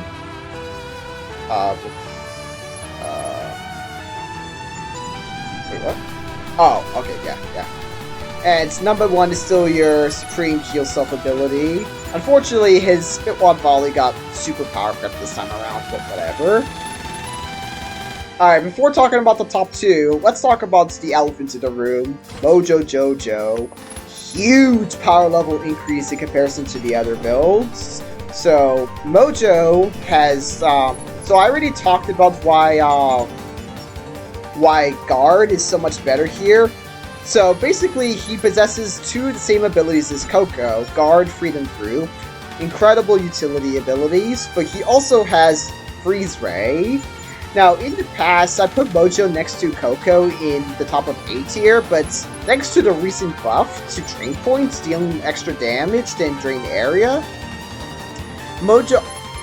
this results in Mojo just having all three abilities incredible. Freedom Group is still more situational than the other two, but Freedom Group is now a very good ability. Mojo is just at his peak here. He's very comfortable slot in your team whenever you need to do so if you need his utility. He's now incredible in Retrobution. And now we have the top two. So for the most part, Forearms and Courage pretty much swap back is pretty much like top two, similar utility. It is a bit of a tease that Forearms has a sleep ability, but it's the self-area priority, so yeah, that's pretty funny. But Courage now takes the top spot. In the past, I used to think that Forearms takes top spot here as well, but then something funny happened, and by funny, I mean Horrific Howl got buffed. Horrific Howl got buffed to be more damaging than Drain Areas, so all three of his abilities are now incredible. That's great, to say the very least. But honestly, a big thing on why Courage is the top nano, the top dog in Retribution, is the fact that there's a lot more to do in the post game, like after level 36, which means that there's that means when it comes to Courage, you're going to be using him way more often. His weakness of being found at the very end of the game is not nearly as prominent this time around because of that. So because of that, Courage, who would have been the top spot if it weren't for the fact that he's found late in the game, is now the top spot this time around here in Retribution. And the buff to Drain Point, now especially the top spot in the game, so yay! Courage is king in Retribution. And with that, that is it. That's all of the tier lists. This is by far the longest video I've ever made, and this honestly is pretty much like the equivalent length to a stream that would do for this game, like a challenge run stream. So yeah, that's pretty funny. But hey, let me know what you think of the tier list. Add suggestions or concerns about anything, let me know. And do note that Retribution's still getting updated, so this tier list is very likely going to change in the future. But at the baseline, and by far the biggest thing that'll change is everything around Dee Dee and Finn, because it all depends on where Finn will be in the game. I guess as a bonus, I guess I'll talk about how Flapjack and Johnny Bravo would fare. So, assuming that Flapjack and Johnny Bravo would be the level 37 and 38 Nanos, they'll be very late in the game, to say the very least. Flapjack will have the benefit of utilizing the buff drain points. That's pretty good. That's very good, actually. And then Adventurer's Lullaby, Sleep Self Area. I mean, Self Area, which is the least useful of the three, but still very good. Pretty dang good. And Johnny Bravo, well, he's Cosmics this time around, so this time around he's actually competing with Blossom for the stun area ability. But if you have something else in Blossom, like Everything Nice here, such as what I have right here, then there you go. Use your stun area bots. Unfortunately, his other two abilities isn't like super helpful, because Revive Self remains useless, and very likely you're going to have Run Self Cosmics on Vilgax, because that's his like only like half-decent ability. So yeah, that's all there is to it about Johnny Bravo. And Zak is going to be one of the Nanos, and well, he benefits from Snare getting heavily buffed, so that's good on him. But if he remains Blastins like he is in Academy, then he's going to be competing with both Wilt and Runty for that role. And he has Damage Point, but at this point in the game, you pretty much already have a Damage Point somewhere, whether it's on Dee Dee or on Finn. So unfortunately, Zak is very likely not going to be super helpful because of the fact that you find his abilities earlier in the game. And then Alien X. Unfortunately, Alien X has a buff Snare ability, but that's it. You're likely going to find his Snare ability much earlier in the game, and Heal Self Area is still pretty bad. Well, not pretty bad, just still like horribly outclassed, and Recall still remains useless. But honestly, very likely chance that Recall would be changed in some way by the time we get to Alien X, so we will have to wait and see. Anyways, I hope you all enjoyed this video. Leave a like. I mean, you see what's in the top left corner. Leave a like, comment, subscribe if you enjoy this, and I'm currently scheming on what to do next in terms of content. So I hope you all look forward to that, and I'll see you guys then.